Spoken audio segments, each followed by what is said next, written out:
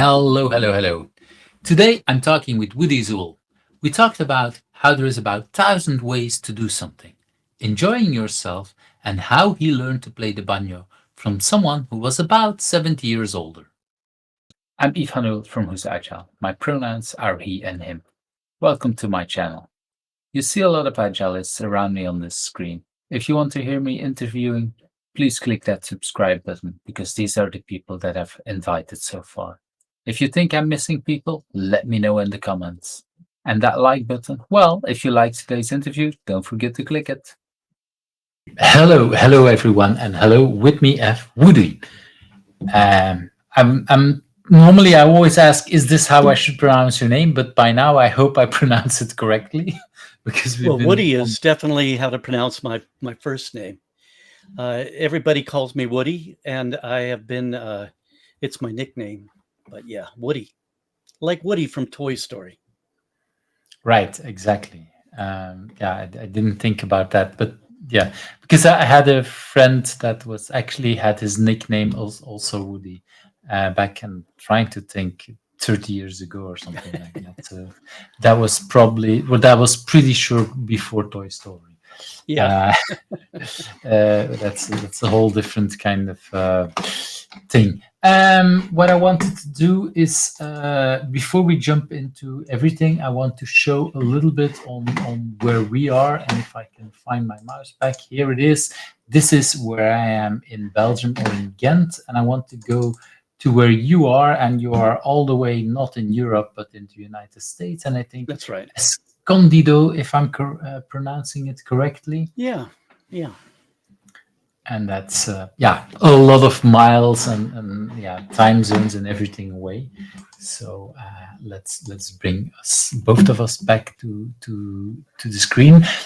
Before we jump into the questions, could you introduce yourself a little Sure. bit for the few people in the agile community that don't know you yet? Well, I hope we're making some new friends today. My name is Woody Zuill, and I've been doing programming since I think 1982 or 1983.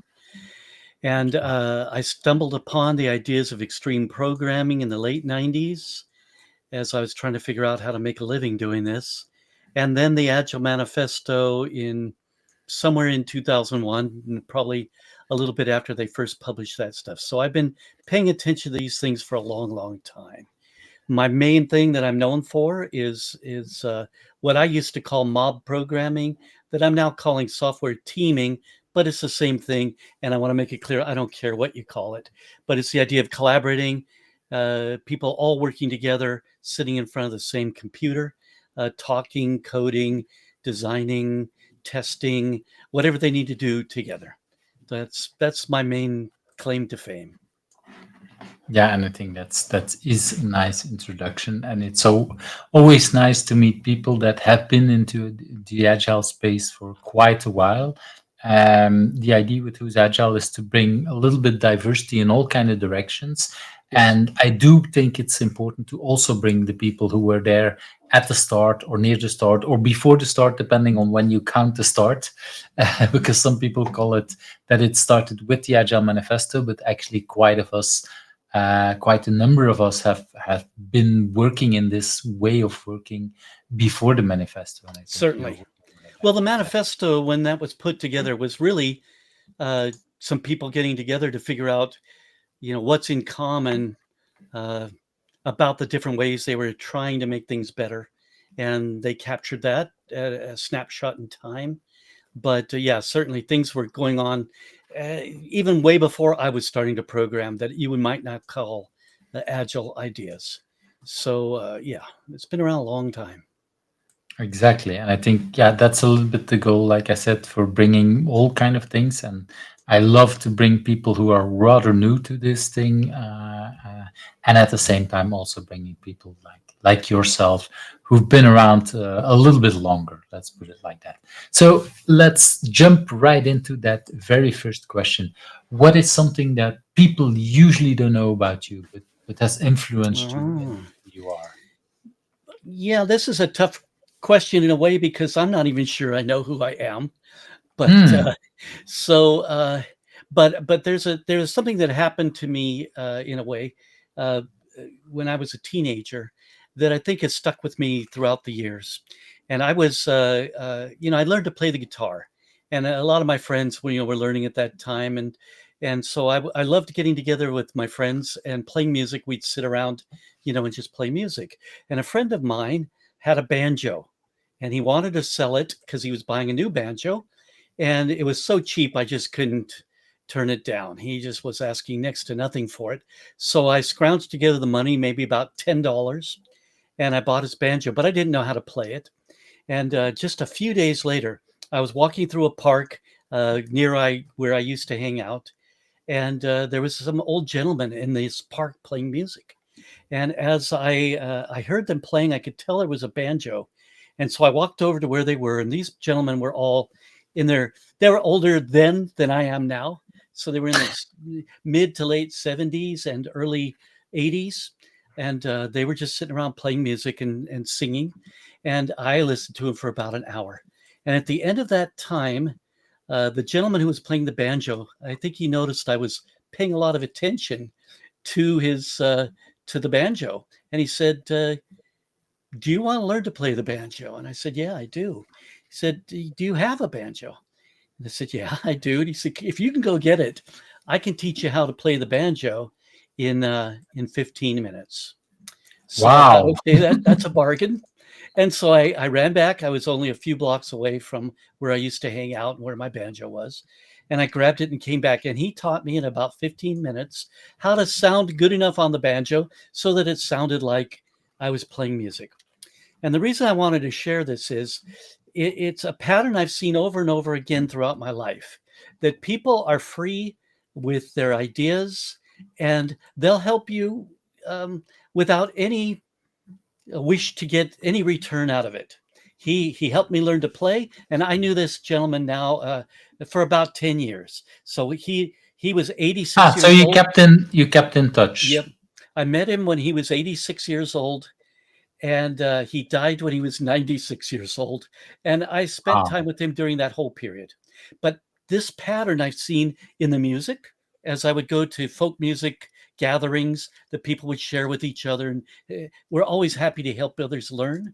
And then um, in other forms within music, but then in many other things I did. And I think I can boil that down to one thing. How did this influence me? It's people are going to ask for help along the way, and you can either help them or not, but you definitely have a good chance of making a friend if you help them. And so, whether you ever get any return on that doesn't matter. What you have is this worldwide friendship that grows over the years and the decades. And even to this day, I still run into people that I knew during my old music days years ago. And maybe we'll still remember those old times, and these are still people I consider friends 50, 60 years later. It's really And um, when you described that gentleman, 86 years old, teaching you how to play the banjo, did you explain to you why he wanted to teach you? Is that because of what you just described, or is that how it is for you? And did you ever talk about that with him? that's something I'd have to reflect on. But an interesting thing about it was he invited me to his home, which I went and visited him. And then he asked me, he said, I go to church every Sunday, but sometimes I have trouble getting a ride because he's too old to drive a car. He said, "Would you come by on Sunday and take me to church?" And I said, "Sure, I will." So I showed up on Sunday to his home and took him to church. And years later, 3 or 4 years later, he said, "Do you know how I know you're an honest person?" And I said, "No, tell me." And he said, "Well, I ask everybody to take me to church. And everybody says, yes, they will do that. But you're the only one who ever did it." Wow. He said, it's like people will say they'll do something and then they won't. But I think he sensed in me that if I say I will, I will. And, this is just, that to me was an interesting thing. So we did build, I think, a very close friendship, and maybe someday I could do a whole session just on relating the stories of his life that I got to hear from him. But that's for some other time. But we had many long conversations where we'd just sit and play music, or we'd go out Because and play at the and park. there was a huge age difference, right? Because yeah, He like was, yeah, I think he was about 60 years, 70 years older than me. Oh my goodness. wow, Let me see if that's that's right. I incredible. was I was 16 or 17 and he's 86. Yeah, so that's a good long gap. Wow, and it's incredible because yeah, I can imagine like yeah, I think at the age of 16, I might have a good relationship with a grandmother or grandfather, which is similar kind of age difference, but you're doing that with a complete stranger Oh, that invited you to play the guitar or the banjo, and yeah, so wow. so this is, I think, a good thing to explore just a little bit.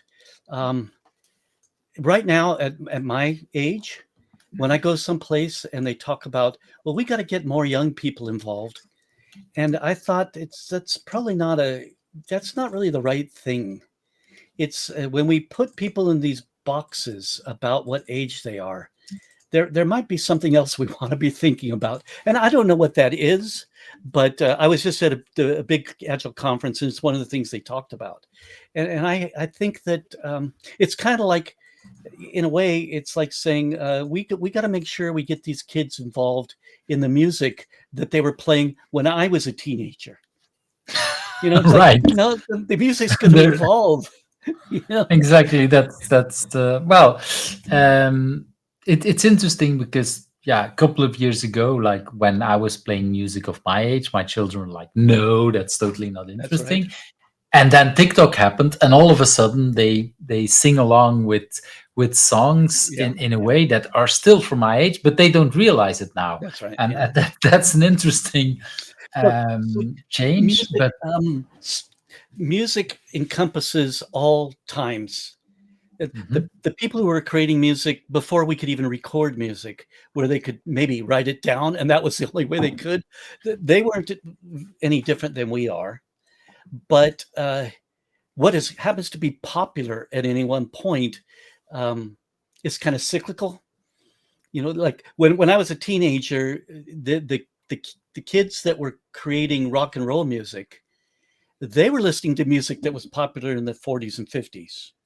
That wasn't necessarily popular across the world, but in certain genres. So it's a thing that grows. It synthesizes. It emerges. It keeps changing.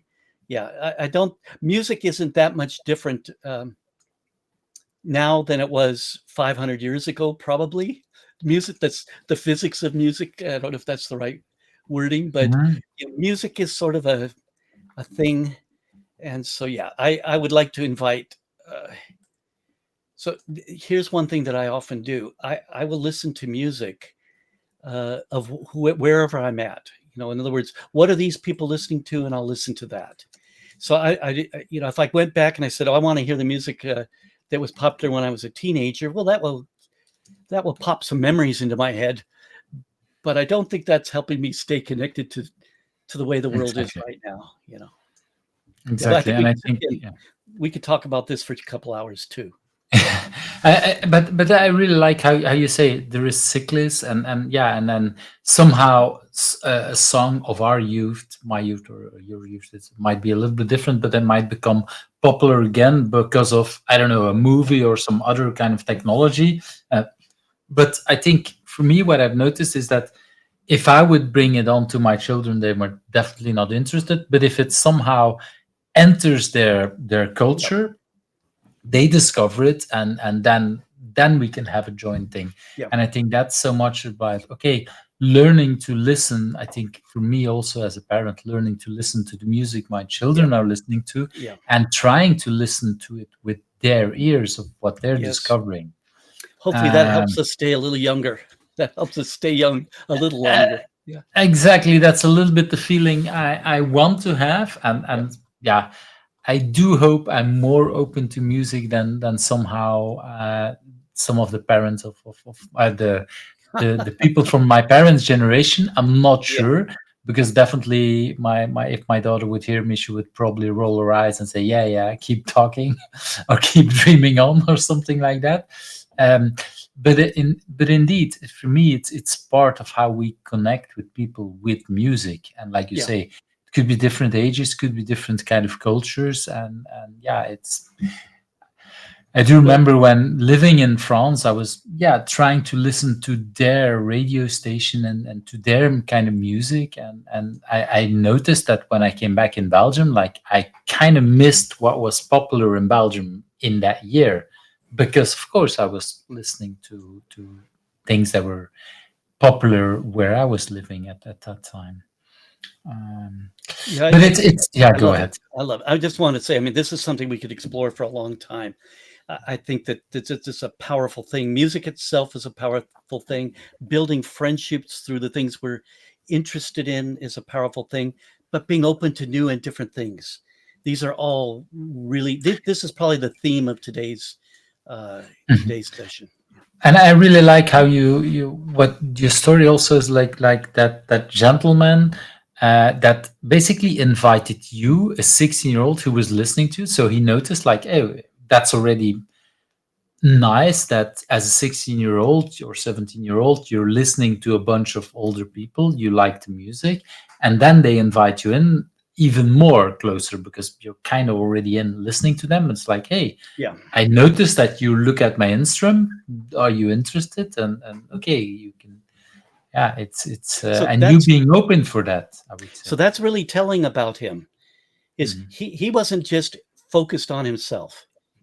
He was paying attention to the people around him, and that he noticed that someone was more than typically interested in what he was doing. He would have had to notice that to make the offer that he made. So that's an Exactly. important aspect too. Pay attention. Pay attention to what's going on around you. That's a useful thing to do. Yeah, I think for making connection, that's usually rather crucial Yes. because it's not just paying making connection to anyone.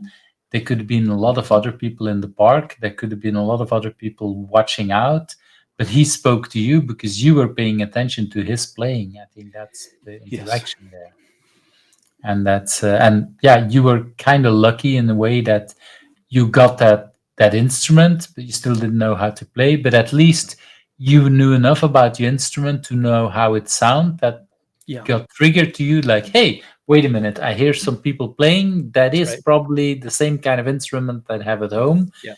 and I don't know how to play it. But at least let's see what that could turn into. Well, Uh, you really, as we go on to the other questions that you're going to pose, this is connected to that. hmm, This is nicely connected. So let's see if that happens as we exactly. cover everything that you'd like to cover. And actually, well, that's a little bit what I wanted to go with that next question. It could be connected or not, but if you had not been doing what you've been doing now, do you have any idea what could have become of you? Would that be a musician or would that be something else? So you had sent me some of these questions to look at beforehand. So I gave some thought to all of these, and this one we could spend a couple hours or more just talking about this. So I would say this: my whole career, since I started working at a very young age, I think I was 13, 12 or 13 when I got my first actual job, um, has been a sequence of things that I started out being interested in, but I got bored with and moved on to something else. So my very first job was working in a plant nursery where they grew plants. The guy was a he hybridized daylilies and other kinds of flowers and roses, and to come up with new varieties or new, yeah, varieties. I think is probably the best way to say it. But so I was very interested in agriculture when I was a teenager or a young teenager, and learning how to graft citrus trees. Where I live, they have oranges and stuff, and learning how to grow things.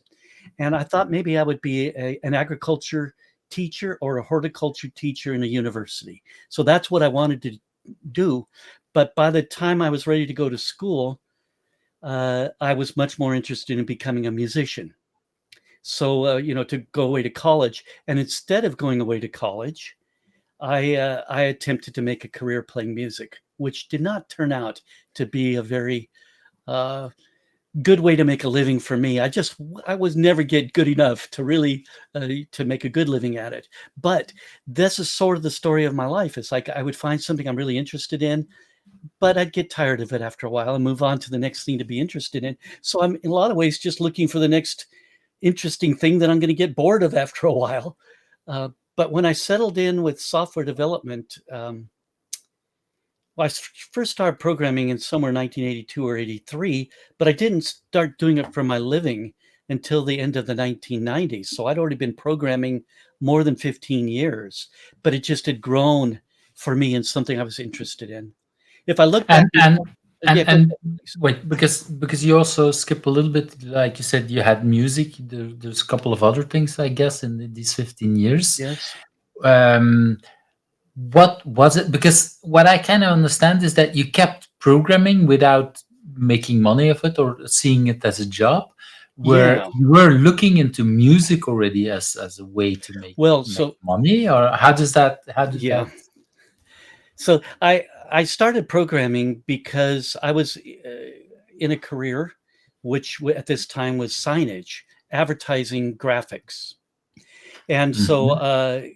I'd try to make my living with music from the time I was about 17 until my mid 20s, 25, 26, 27. As it became clear that I'm not going to make much of a living doing this, I needed to find something else. And I felt incorrectly, maybe, that it was too late for me to go back to school. So I had to find something to make a living right now. And I'd been working in printing, running printing presses, working in a small print shop and also in a newspaper printing shop. And so I was very interested in graphics and art, and I settled on the idea of doing signage. So signage, if you think about a truck has lettering on it as you drive down the road, people see, you're advertising your business, or a building has signs, or a door, or a window. So that's the kind of work I was doing. But in the late 70s, early 80s, it was really clear that computers were going to become very important to the graphics industry. There was no, Photoshop or Illustrator in those days, but there were a lot of software attempts at writing software that would make doing graphics easier and easier. And I thought I better learn about computers. So that's where the switch happened there. And I'd already been through four or five uh, I've owned a number of small businesses, and I'd already been through four or five by that time, and that's why Wow. I learned to write software so that I could do the things I wanted to do. I tried to buy software, and a lot of the software I bought was expensive and did not work very well. And my wife and I, we were partners. We worked together in our company, and we were talking about it. And she said, we keep buying this software. We think it's going to do what we want it to do, and it doesn't work very well. And we spend a lot of money on it. She said, you know what? Somebody's making a lot of money on software that doesn't work very well. And she said, I think you could write software that doesn't work very well, and we can make a lot of money. So I started learning to program. And of course, she kind of meant that as a joke, but Mhm. I started writing software, but just for us to use. So for almost 15 years, I worked alone, often every night, not always, for 3 or 4 hours. I'd write software that I would literally put into use the next morning. So every night I would try to increase the ability of the software I was writing. It only took me maybe a month to write software well enough to start writing useful things, because in those days it was probably a lot easier than it is now. And so I would just start writing something that I thought I needed. And the next day I would get a chance to use it. And if it saved me a little time, that meant it was useful to me. And I'd figure out, well, what's the next thing I need to have? And what's the next thing I need? So I would take this one piece of software and build it out till I couldn't think of anything more I needed. So usually within a week or two, 3 or 4 weeks or a month, something that I thought I needed would be good enough that I didn't have anything more I needed to add to it, and I'd pick something else. Now, I could give plenty of examples of that if you want, but the basic idea is every night I'm going to find a way to save a little bit of time tomorrow. And that little bit of time I save could be put to use writing more software. So I was giving myself more and more time to write software by writing software and making my life easier at work. Hmm. Right. So, but what I love, it's maybe not the core of your message, but one of the things I love is about that is that you basically wrote the software for yourself to Yes, use it. And I did that influence you in how you write software these days? I think so. So purely by accident, I was following what you might consider continuous deployment because what I wrote today, I was going to be using tomorrow. It was tiny increments, rapidly done, rapid feedback because I was usually the only one using the software.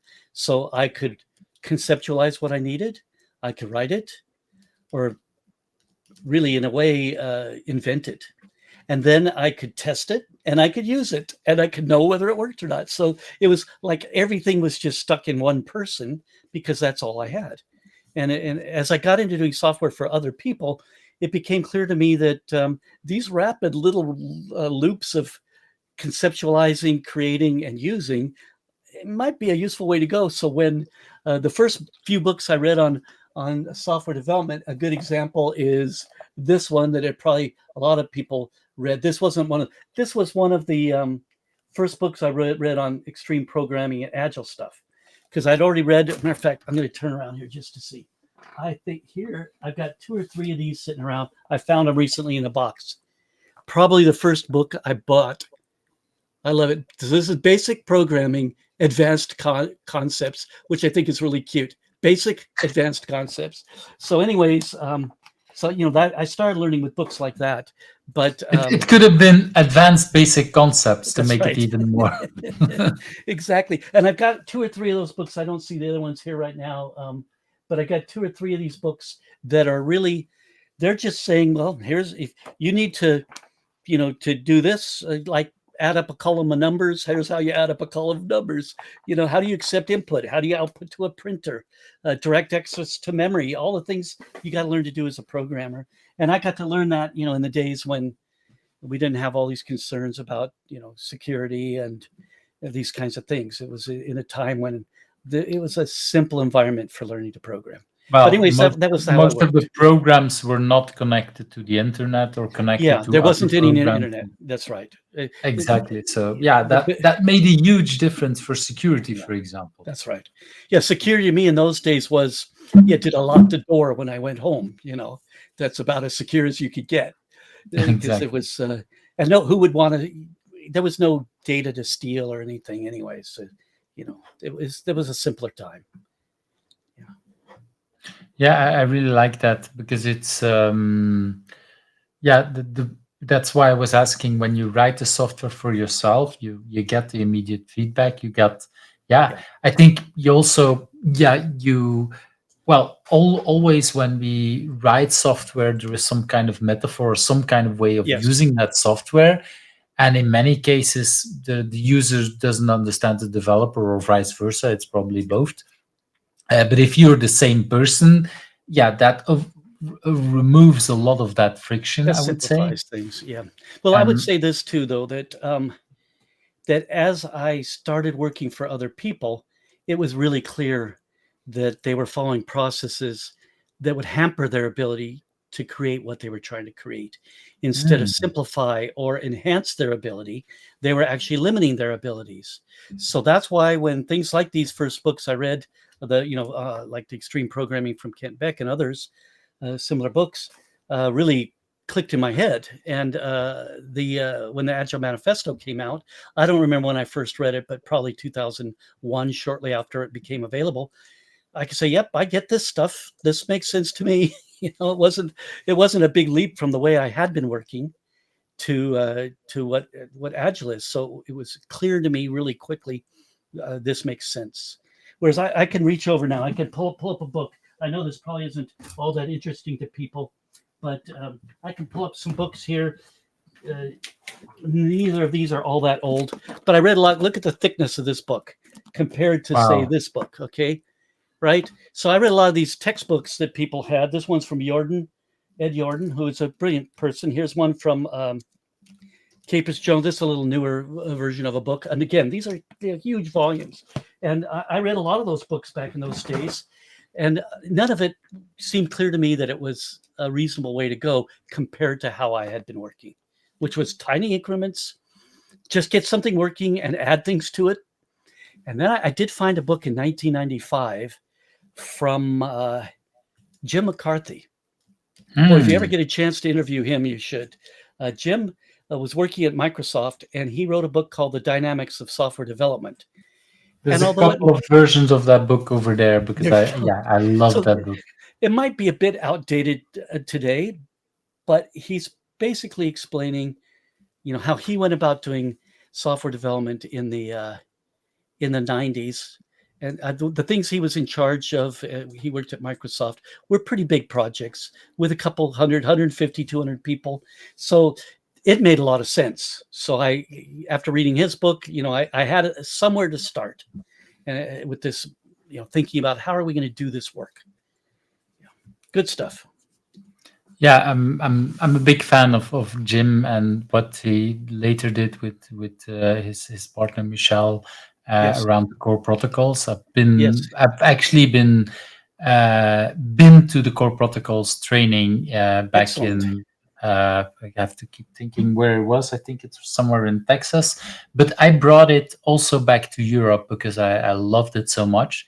And it was only after I've successfully organized it that Jim said to me, "If you're the first one who was actually able to organize one, except for us." I was like, "Oh, you should have told me before, or maybe not," Very because cool. Very cool. Well, uh, that's a good point. That's a good point. You can assume if they did it, I can do it. You know, and that's okay. That's a space of bliss where you don't realize this might be harder to do than I thought it would be. Yeah. yeah, and I had lots of luck and well, also misluck when we started organizing it. But Yeah. eventually, we were able to do, I don't know, I think 3 or 4 in Belgium, which Cool. was really kind of cool. Even yeah, the I went back to Seattle when we did. That's a real cool one with a couple of people from a French company, management. We did boot camp. I think for 4 or 5 people from the core management of thing, and I think it was 4 people and we were 5 trainers because they said like, okay, if you want to teach people at such a small group, we need to create a bigger group, and I was Oh, really that's a cool interested. idea. I like that. This is a funny thing that you bring up. I was hired to do a mob programming, in those days calling it mob programming workshop, for one person once. And this person was he had some important software he wanted to create, and he was having trouble getting a team together. So he wanted to learn about working with a team and what does it take. So he hired me to come in. I worked with him for a day just to help him learn, well, what does it mean to be on a team and how do you go about being on a team? Because actually, software development, oddly, uh, is focused on solo effort a lot of time, and I'm not sure that's really a meaningful uh, focus, but it's not unusual. So yeah, it's rare for me to get a workshop with less than 5 or 6 people. That's a good smallest size, but yeah, you never know.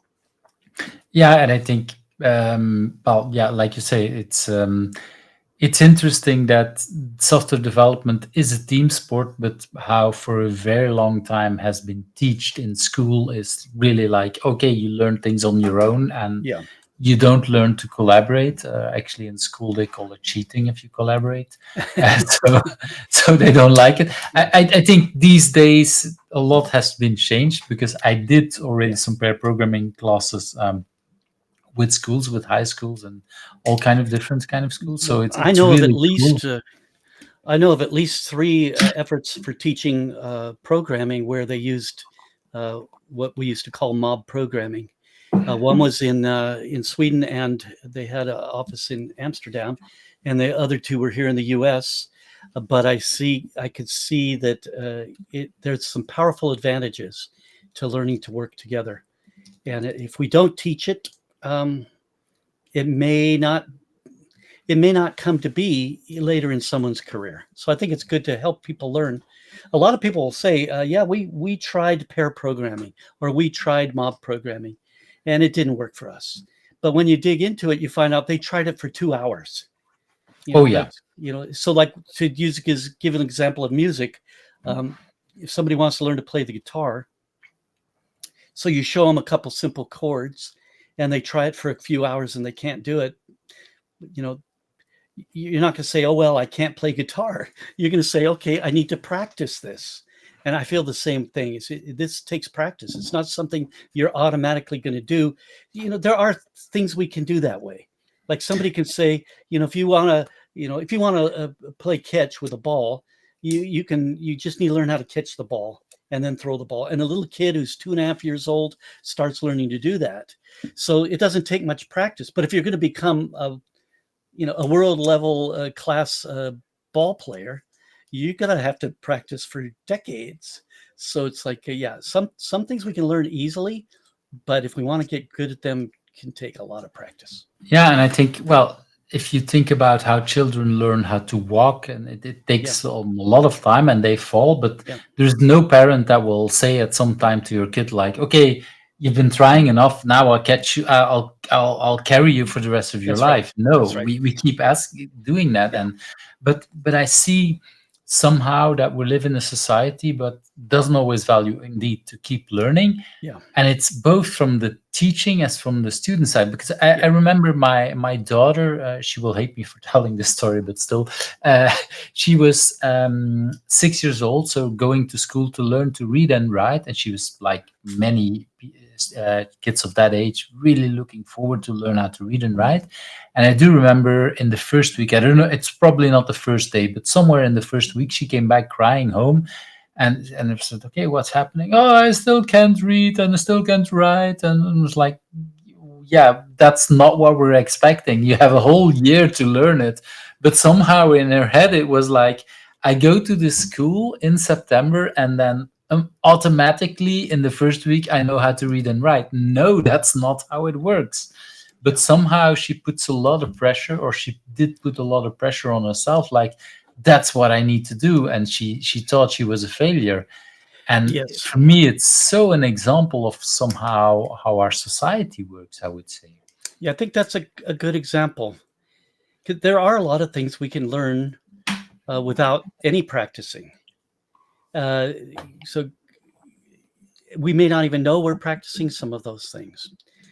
We can learn all of the way to form sentences in our native language before we're old enough to read or write.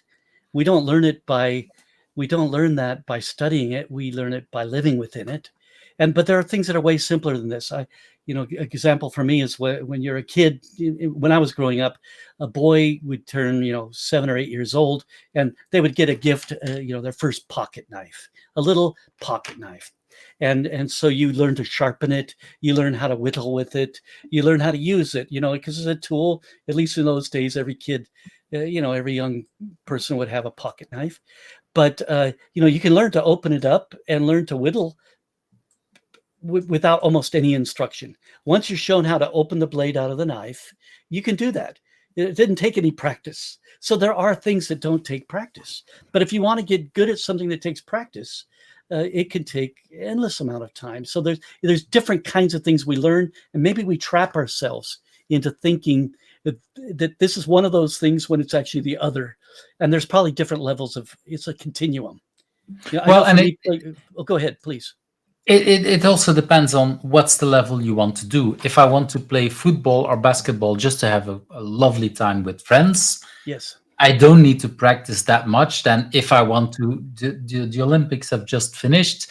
Yes. So if I want to be on the Olympics team performing something, if it's basketball or whatever, I better practice much more than anyone else around me, because that's the only way how to get there. Yes.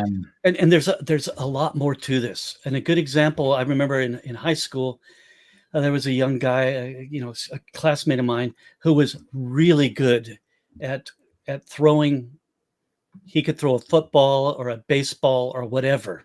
He was his the physics, or that's not the right, but the geometry of his arm was really good for doing some of those things. So he didn't need to practice as much as I would have to get the skills to throw the ball as far as he could. So this is like there are different levels. Can I ever be the greatest at something? But maybe not. But I can be the best I can be at it, and that sometimes takes that practice. I remember this particular kid. He would take me aside and he'd say, "Okay, we got to work on your catching." Because I would drop the ball when we threw the ball. So he knew that if I practiced it, I would get better at it. He was helping me learn I needed to practice this. You don't just be shown how to catch the ball and then you are good at catching the ball. It took practice. Now, some kids are naturally good at these things and some aren't. I don't think I was naturally good at it, but I love that attitude. It's like, you can get better. So let's work on that. Let's practice that. I really like that, and it shows again that, yeah, you, and I want to say also about your friend that was maybe a little better at some of these things. I've seen people who were extremely good for, yeah, because of genetics or whatever, but then they don't are not always stimulated to practice, or they sometimes get in their head like, oh, it's because I have that ability, Right. and they don't learn the grit of improving. And at a certain level, they can keep improving and they're best at the team or whatever.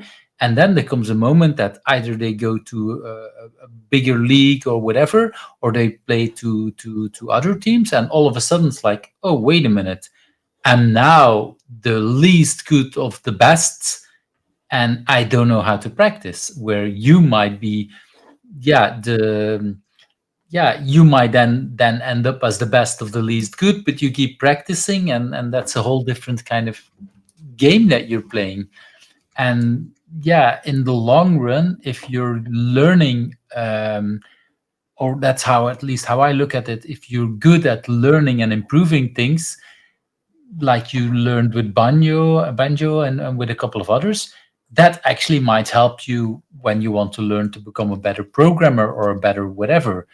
But if you think that, hey, I have everything because of skill that I inherited, it doesn't help you much for learning new skills. At least that's how it feels to me. Is that something you recognize, or do you Yeah, that completely brings disagree? to mind the growth and fixed mindsets that we were reading a lot about in the last few years. I think it was Carol Dweck had done studies and research on this and written books on the idea. I think she had a book. I think it was called Mindset.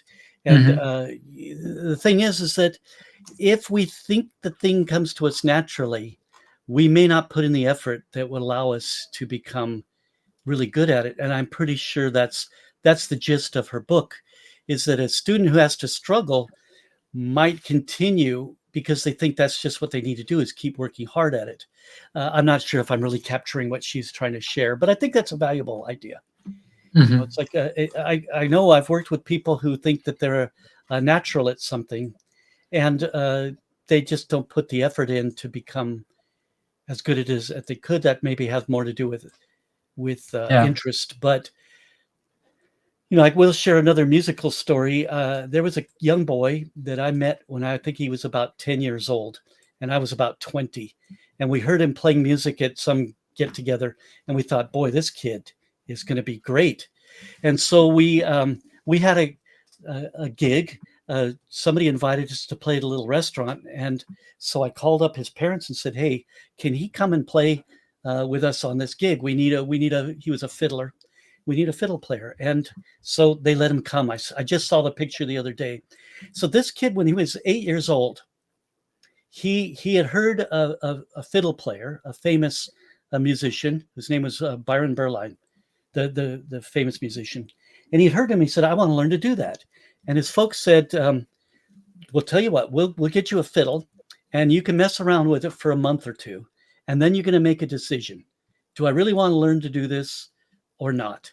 So they let him mess around with it. And then when he made the commitment, this is what they told him. Now, I don't know if this is a good thing or not, but this is a story they told me. They said, there are going to be days when you're not going to want to practice, but you're making the commitment now. So we're going to be your conscience. You're not going to be allowed to not practice. So that's the decision you Wow. need to make. This kid, by the time he was 10 years old, was plenty good to be able to play on stage. But by the time he was 15 or 16, he was traveling as and performing all over the world as a musician. And he went on to have a really, he's a quite famous musician now. He played fiddle with, what was it, Goat Ropers, Yo-Yo Mazz uh, band. I don't know if you Hmm. know, if I don't know if I'm saying the right thing. Yeah, yeah, Goat Ropers. I think I'm gonna check that. Yeah, we Um, can send me the name later because I yeah, would I'll really look it up. nice would be But really nice if we can link some of that music part. But I love the story. Um, it could backfire. I can imagine that it could backfire with some children, or depending on how they react. But I do. I've seen that with my three children that. No, actually, two of them only played music, and I noticed that yeah, it was really hard for them to practice. And now I sometimes think, when they're a lot older, why didn't I kind of indeed do the same thing as what these parents did? Like say, okay, I want you to practice every day. I didn't want to force my children to practice, yes, but at the same time, now I think like, yeah, if you want to learn something, you need to come into a well, habit of doing some of that. So yeah. yeah, I hopefully I wasn't giving anybody a bad advice. I really didn't mean to, but I do want to make a point to it. Um, I think that what this comes down to is once he made that decision to do it, uh, he committed to it, and Mhm. it was built into him. I'm pretty sure uh, to have that stick to itiveness. I don't know how much his folks actually had to force him ever. I'd have to ask him now, because Mhm. this we're talking about something that happened 50 plus years ago, more than that, and so And I never really and followed up on. yeah, and I guess by now he sees the results, so he might also that might have deluded his mind about how much he liked or disliked it. I guess if you keep doing it, yeah, there Yeah, so is he's still made us living his entire life career as or a yeah, musician, and exactly. he became pretty well known early on. So I would never advise someone to pick to do music for a living. You got to follow what you enjoy. That's definitely something I would share.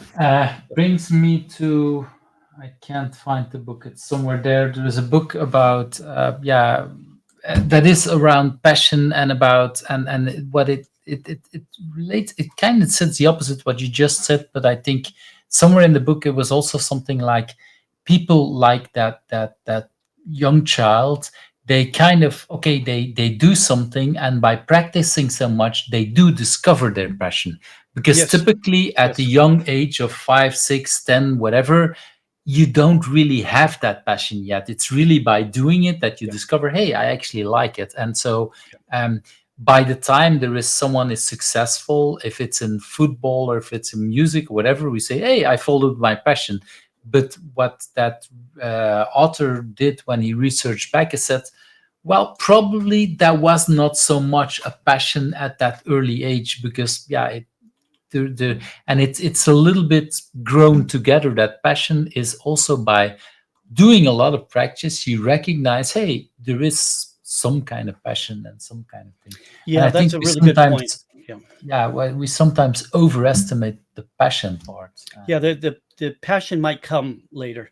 I've always followed my interests, but I would never say everyone else should do that. Mhm. That's up to the individual. I actually really I cherish those days when I was trying to make my living as a musician. I loved playing music, and if I if I ever got good enough, I was good enough to make a bit of a living, but not enough to make a real living. If I had gotten good enough, I don't know what my life would have been like. You can't go back and say this is what it would have been. But I did enjoy Exactly. those times, and I'm really glad I had those times. The memories and the friendships and all of that. That was valuable stuff. And I would say the fact that you've learned to practice and keep practicing, there is still a lot of value in That's what you're right. doing Just to these learn days. that you can accomplish by focusing on something for long enough to get good at it. You know. And do you see, because I've interviewed quite a lot of agilists who did have some kind of experience with music, one way or another. Is there for you a big parallel between programming and playing a musical instrument, or is that different for you?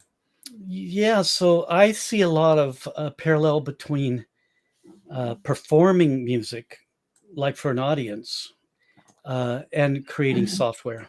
So Mm. one thing that you get, so I did perform, you know, in small bands in music venues of different kinds. You learn how to get instant feedback from your audience. You adjust what you're doing because you're getting that instant feedback from your audience. So I think there's a parallel there. You also learn what you learn how to keep going even when you're failing, because when you're on stage, if something goes wrong, you can't really stop. So I'll give a good example that would frequently happen. You know, when you're playing a stringed musical instrument, a string will break. They don't Hmm. break all the time, but that will happen. You can't just stop and say, "Oh, well, we've got to stop. We're going to fix our guitar or whatever it is." Replace the string. The band just keeps going, and you fix it while you go. So a lot of it, I think, these kinds of things. I think the performing of music is something I draw on quite a bit. And when I'm having to present, um, uh, you know, at a conference or do a training, or when I'm working with a team, a lot of the things about working as a team, I learned in playing music with in a band with more than just me playing music. If there's 5 or 6 people, which is normally what we would have, you're doing a team effort, and you Exactly. even if you're playing with somebody who is sort of the featured person in a band, and you're someone backing them up, so to speak, you're still doing things as a team. You just need to support that person the best you can. That's your place in that particular situation. But a lot of times it was like we're all evenly contributing, and so we learn to do that in real time as we're learning to do this in front of people. And I think that a good example for me is the very first gig that we ever played where we were, you know, an actual band, is that we practiced and practiced and practiced so that we knew every song we were going to play really well. So that's part of it right there. You get good with a team because you practice with the team. It's not just solo practice, it's team practice. You learn who's going to do what when, and how you're going to make things more driven or faster, when you're going to slow things down. You know, there's a lot, there's way too much going on here. It's a lot of parallels. Yeah, that's definitely.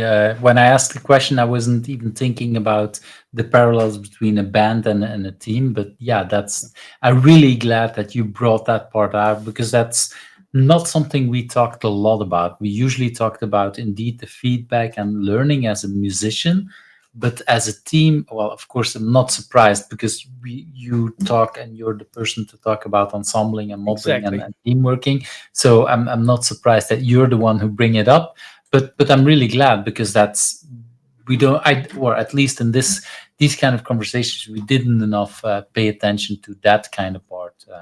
It did come up a few times, but not as often. I want to move to that next question. What do you consider your biggest challenge today? At least the biggest challenge you want to be open out on the internet, of course. Well, I think this has been a lifelong challenge, and that is to remain open minded.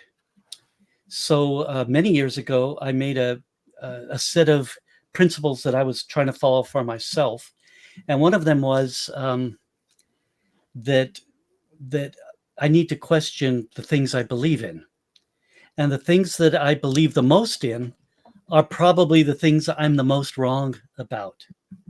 So this is the idea of remaining open-minded. So I would say in the first 20 years, from when I was 15, 14, 15 years old till 25 to 35 years old, so 15 to 20 years, a lot of times I was looking for what is the right way to do this thing. So let's just say I'm screen printing. So in my shop, we would screen print. You have a big frame that has a fabric in it, and you use that to print onto signage.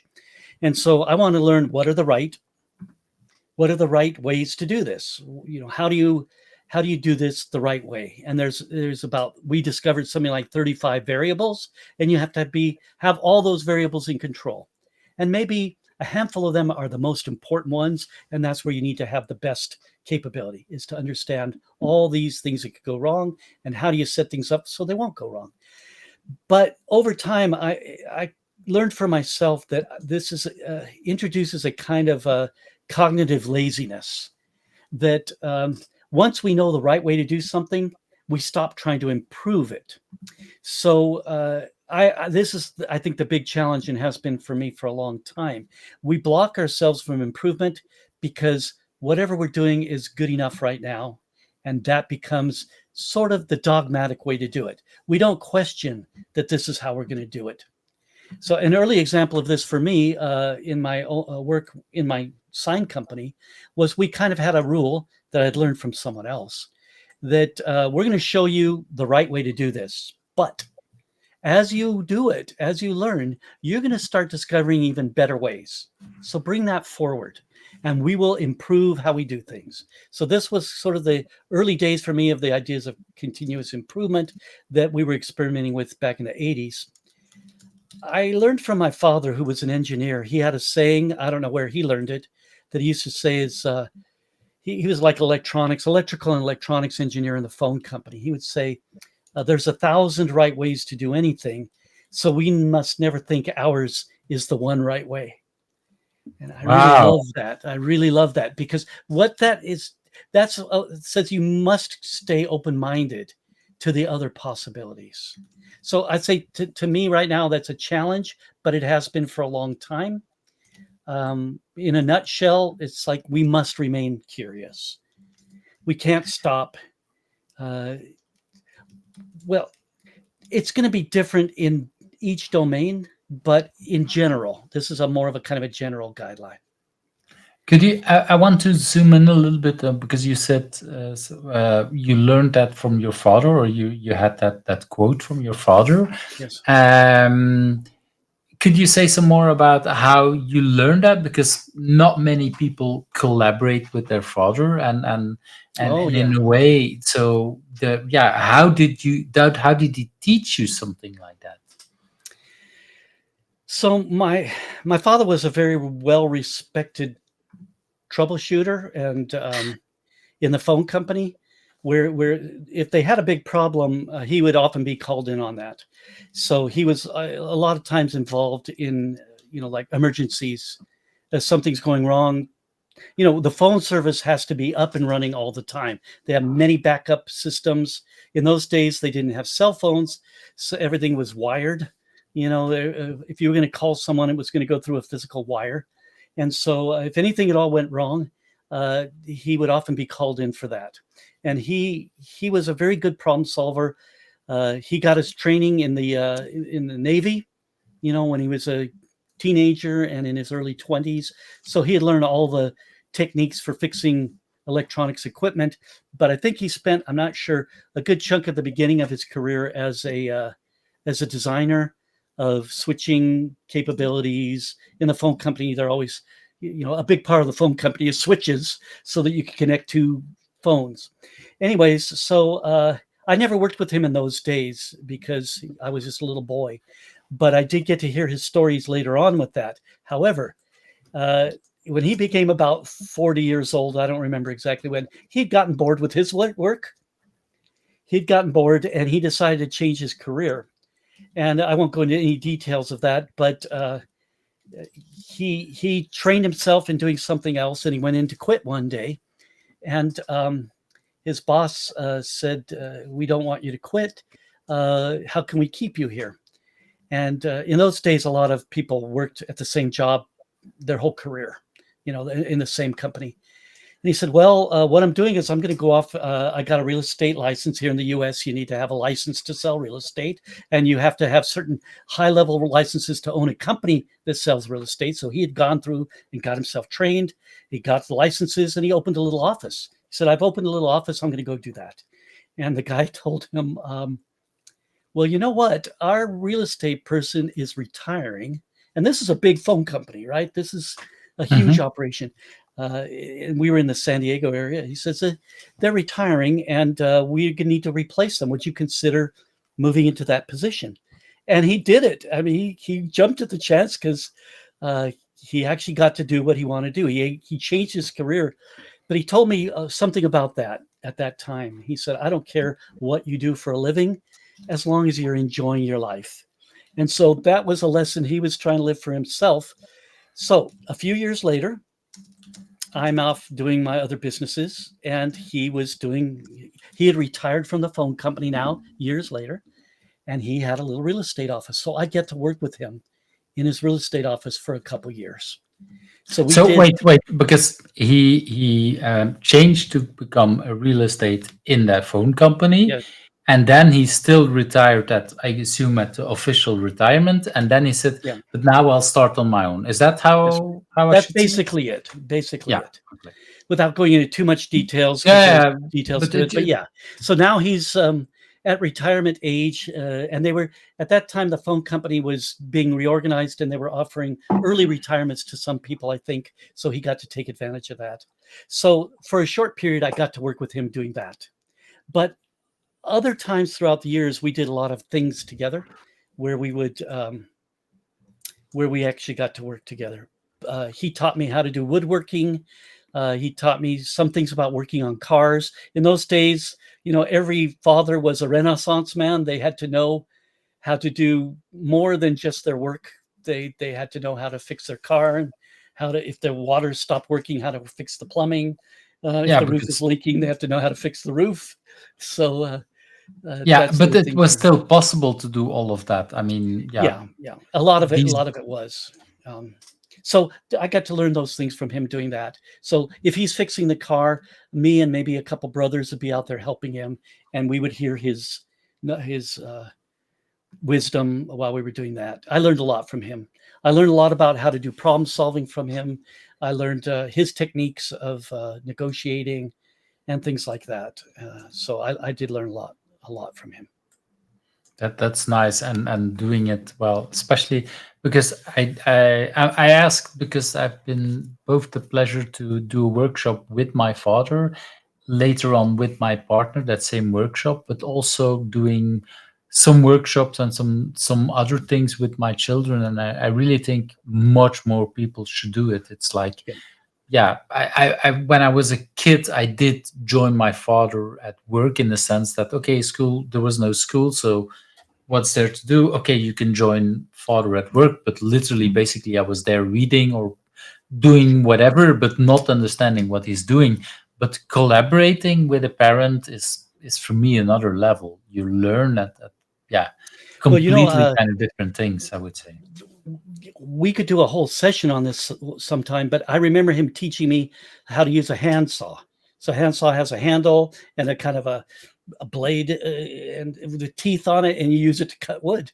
And there's fundamentally two different kinds of saws. There's many more than that, but you have a crosscut saw that will cut across the grain, and you have a rip saw that cuts along the grain. So you have to have different kinds of teeth for these saws to do the work they're doing, because cutting across the grain, you're trying to cut through the fibers and that are very tough. And when you're doing ripsaw, cutting it with the grain, you're just cutting along the grain. So you can use a different kind of blade it wastes less wood and it works really fast. So you have to learn these things. And he taught me, how to learn to use these two different blades. And he taught me this in a way that I really stuck. He would, this is just one example of the way he would teach, but he would say, okay, look at these are two different kinds of blades. Look at how the teeth are. When we sharpen them, we do them in a different way. You have to set the saw in a different way that when you prepare it to use it. And then when you're using it, this kind of saw will make this job easier, and that kind of saw will make this job easier. Then he would let me go ahead and, let's say we're building a doghouse or something we needed, and I would use it for a while, and he'd say, how did that feel? Was that easy or was that hard? And I would say, boy, that was hard. And he said, well, why was that hard, do you think? Well, this is hard wood. Well, what he's pointing out, but not yet saying, is you're using the wrong saw. And so Mm. after he would keep asking that kind of a question, and then eventually I would catch on and go, oh, I picked the wrong saw for this. I should have got the crosscut saw for this cut. I should have got the rip saw for that cut. He knew that I had to experience what it meant to cut well, but also what it meant to cut when it wasn't cutting very well. You needed to So have that you both would of those feel the experiences. difference. That's right. And you don't get that by somebody keeps telling you you're using the wrong saw. You have to get the experience, and then you have to. He kept pointing out, let's scrutinize. Why is that hard? And eventually it sinks in. And he did that with me on more than one occasion. Different tools or different things we were doing. I think he understood. You got to make the mistakes yourself. That's how You we have to learn. make the mistake yourself. Yeah, that's, Yeah. and I think that's one of the most valuable and at the same time probably one of the hardest thing as a parent, because you see that they're going to do it wrong, and somehow it's like, yeah, I can avoid doing that. And of course, as long as there is no danger, nobody can get hurt or not Yeah. big hurt, it's easier. I assume that any parent will step in the moment it becomes really dangerous. Yeah. But even then, before it's get dangerous, it's sometimes very tempting as a parent to step in, of course, and to say, well, So this is a really critical thing in my career right now, because I didn't set out to do the trainings that I do. Although I was learning how to help people learn how to do refactoring and TDD back in the 2006, 2005, and 6, when I would work at places and they were not following these techniques that I knew worked well. I had to start learning how to share this with others. But eventually this became the way I make my living, is doing these workshops mostly on mob programming or software teaming and no estimates and things like that. But one of the things, I try to share with people is, I'm going to show you some stuff, but you're going to need to practice this. You're not going to learn how to do this just by me showing you how to do it. You need to get the experience on your own. And I think that's one of the things I learned, maybe, from my father and my mother, because they were both sort of that way. It's like, you can learn to do this. I'm going to show you, get you started. And my mother was particularly good at that, at helping me get started on something, and then help me learn how to correct the mistakes I had made. mm, So, she would let me make the mistake, and then I go, "Oh, this isn't working out." And I can give a really great example of that. She was extremely good at crochet, and she was mhm. crocheting something that was very intricate. And I was probably 8 years old or something. I said, "Can I learn to crochet?" And she said, "Sure." So the best thing to do is start on something simple. And so she had me make a set of pot holders for my grandmother. So that's like a simple project for a kid. And I started in, but if you don't count everything and do it just right, it can kind of come out looking funky. And so Mhm. I get partway into it, and she go, "Oh, look, what do you think happened here?" And then she said, "Okay, how are we going to fix this?" And she let me come up with some ideas, and she said, "Well, let me show you one way to fix that." And then we'd go through that process. So she wouldn't stop me right when I made the mistake. She'd stop me after I could recognize it was a mistake. And then she'd show me how Exactly. to correct it. Which brings to mind another story. It's not from my family, but from another music connection. I was about the same time I was learning to play the banjo. I started working with a guy who was a violin maker, and so I was going to be like his assistant, kind of like an apprentice. But he had learned to make violins in a program where he was an apprentice. So this fellow was Mm, in his late 60s when I met him, and he was showing me how to do stuff, and I was having trouble with something, and he was guiding me through it, and I was having a lot of trouble carving a violin scroll, the fiddle head on a violin has a end where you can tune the strings, and it's kind of usually a little thing that looks like a scroll. And I was working on it, and I was having a lot of trouble. And when I got done, he said, "Well, tell me how this went." It took me a couple weeks. And I said, "Boy, this was hard." He says, "Why do you think this was hard?" I said, "This piece of wood was very, very hard." And he said, "Yeah, that might be, but I gave you a piece of wood that was almost impossible to carve." He said, "So that so you can make every mistake there was, and I could show you how to deal with it." He said, "Now I'm going to give you a piece of wood that's really perfect for carving." And boy, it was so much easier. So that was mm. an important lesson. And I remember at the end of it, maybe after another few weeks, he said, "Do you know what the difference between a beginner and even a journeyman violin maker and a master violin maker?" And stupid me, I said, "Well, the master violin maker does not make mistakes." He said, "No." said the master violin maker knows how to hide his mistakes. So I thought that was a pretty clever thought. So he was teaching me you got to learn how to fix the mistakes because you will have them. Anyways, yeah, those were great memories. That's from I'm dredging up memories. I do think of these every now and then, but that was a long time ago. I really like that part about hiding the mistakes, and of course, in software, it's also it might not be hiding, it might be refactoring or cleaning the mistakes, and there's different words for it. But that I really love that, like you say, the experience or like that your friend or your teacher there said teach you is like it's not about not making mistakes; it's how to deal with the mistakes That's once right. they're made. That's right. That was the lesson. Because That's you're gonna slip. You might be, deep into something that's practically done, and you're gonna slip. And now what do you do? So you got to know how to deal with that. Sometimes you do just throw it away. Yeah, and then that's it, and realize how big is that mistake, and how yeah can it be fixed, can it not be fixed, and how to learn with that. Yeah, I learned a lot from that guy too about life in general, and so that maybe we're back to the original theme, is I can learn from people that are much older than me or much younger than me.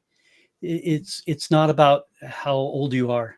Matter of fact, I'll share a completely unrelated story to all this. There's a young man I meet with every few weeks. I think he's 25 now. I've met him when he was 24, I guess, and I will share with him the things I'm thinking about, and he can almost always tell me where those thoughts originated. So you might say, "Oh, that came from this book from Cicero," or Machiavelli wrote about this. Machiavelli, am I saying his right now? Name right? Or Machiavelli, I think, yeah, right. and or oh, that was the Austrian economists.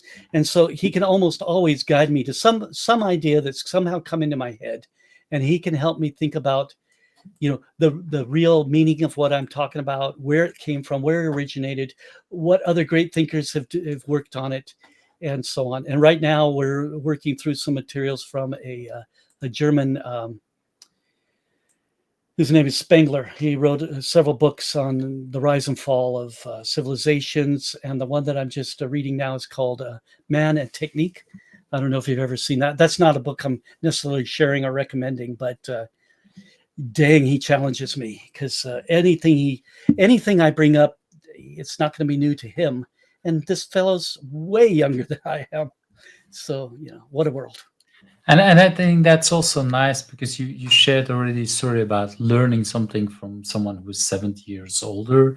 Now you're not that at that age, but still you're learning already from people who are younger. I think that's also a kind of yeah nice stories about how you can learn from different kind of thing, and it kind of links back for me a little bit to that next question about what is driving you, because yeah, for the people that know you, I think also here in this conversation it's very clear you have a lot of passion, you have a lot of drive. You know where that drive, that passion is coming from. Yeah, so we probably, in a roundabout way, we've already covered this. I think that's what you're saying. Mhm. I'm always looking for something that gives me a new way to think about things. So my big challenge being remaining open-minded, and one way that I do that is I read books. So books are not a great way to learn for me, but they're a great way to expose myself to important thinking. So some of the books I read are just purely about software development or Mhm. managing software development, or a lot of the books I've been reading lately are about teamwork and collaboration. I think I've got something like 30 books on teamwork that I've read, trying to get an understanding of what these things are that I'm trying to help people learn about. But I think it's always, um, I cannot uncover all the ideas that I want to uncover, except for by taking advantage of other people's point of view. They came to their thinking in a very different way than I've come to mine. So I like those different points of view, someone else's life experience. Whatever's come from their journey is going to be guaranteed to be different than mine. I also reread fiction, not as much as I used to, because fiction helps us learn a lot about humanity, I think, Mm. and how to form thoughts and how to share thoughts and imagine. There's a lot to fiction. I think that's important for me to pay attention to. Some of the stuff I read for fiction is kind of classical stuff, but a lot of it is also not necessarily contemporary. But like I've read as much of the Terry Pratchett things as I've had time to read. I love Terry Pratchett, who's written there's a whole series that's called Discworld. It's where he's created an alternative universe, so to speak, so he can pretty much make fun of humans, and it works really well for me. But I think this is important. Um, just always looking for the alternative way to look at things. This is related to the open mindedness. Always be learning. Um, I read it. I try to read, and it looks like you do too. I try to read maybe a book a week, sometimes more. Um, I don't study them. I just read them most of the time until I find something that's worth studying. Like I just shared that book from Spengler. I probably could look up the name of that one, but Man and Technique is from the 1930s, so it's almost 100 years old. But there we go. I really like that answer, and indeed, I was yeah, I had the feeling that there is already a lot of that you shared earlier on. But it's also very nice how everything, well, with a lot of the conversations that I'm having here, a lot of these things are circling back, and yeah, of course, we're talking about your life, and a lot of these things are driving to or going to the same kind of things. Um, Maybe just one thing, one sub question there. If you look back on a lot of that, the stories that you just told and other things, that drive, that passion that you just talked about, is that something that was always there in a similar way when you were young, or is that something that changed along the way? How should I see that? Yeah, I think it's something that's part of my nature. So I don't know. Um, I know that. Uh, so, like an adventure, I always really loved as a kid was to go to the library, Hmm. and in my first memories of that, like when I'm, old enough to still have the memories in my head, I would often find an aisle that I had never been in before, and just go see what's there. So always exploring, always be looking for something I'm not even yet aware of. So I'm going to assume that's built into me. I wouldn't assume that of anyone else. It's just part of my nature. But it's been good. It's something I've enjoyed even to this day. I remember when I was a kid, I would look at something and I go, "How did they make this?" So I think a lot of kids are that way. Parents will have stories. They took the radio apart and now it won't work.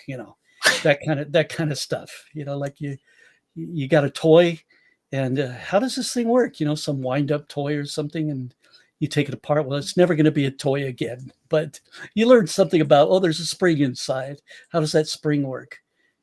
Stuff like that.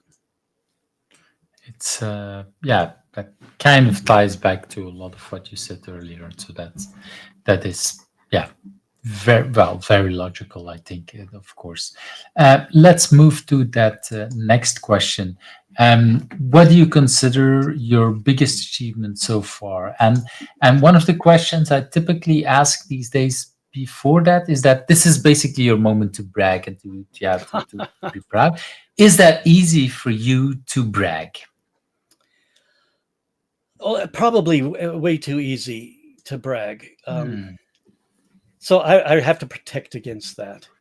It's like, and we'll get to this in one of the later questions, so I'll save it for there. Okay. But we need to uh, working on a team pretty much means we no longer personally have ownership for our accomplishments.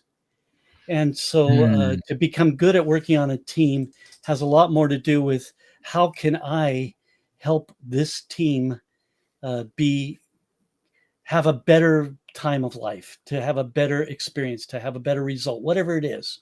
And it has much less to do with what I personally will get out of this.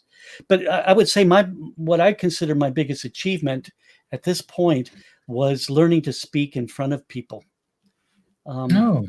I don't think I'm particularly good at it, but I couldn't do it at all. In the 1990s, I was attending a user group, a programmers group that would meet monthly. And I always try to chip in on things like, so I would volunteer to help run the users group. So maybe my role would be something like to make sure the newsletter gets sent out or whatever it happened to be. And so we would take in this user group and make a list every week, or at the end of every meeting, we'd ask people to fill out a little survey that what topics do you want to hear about. And so part of my job was to help decide who can we get to talk about this or who can we get to talk about that. And one day a topic came up that was really well suited for me, and everybody looked over and said, well, you should talk about this. And I said, well, I can't even get in front of 5 people. It would be impossible for me to get in front of 100 people. I just can't do it. Now, I'd been playing music, and I could get on stage in front of people playing music, 50 people or 100 people, or maybe sometimes 1,000 without any trouble. But to get in front of people and talk was really difficult for Wait, me. wait. I want to ask a little bit when you say about playing for lots of people as a musician. Did you ever do that alone, or was that always with a group? Is there a difference there, or how should I see There's a that? huge difference there. When I would have to perform alone, like in a competition, that was scary. But when I Hmm. did it as part of a band where we'd practice what we we're doing together, I always felt very well supported.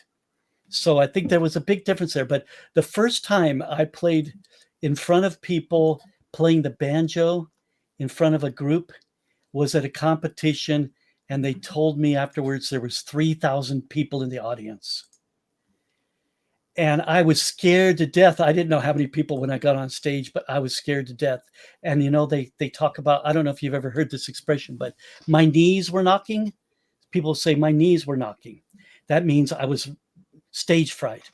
And my knees were actually knocking. I always thought that was kind of a joke.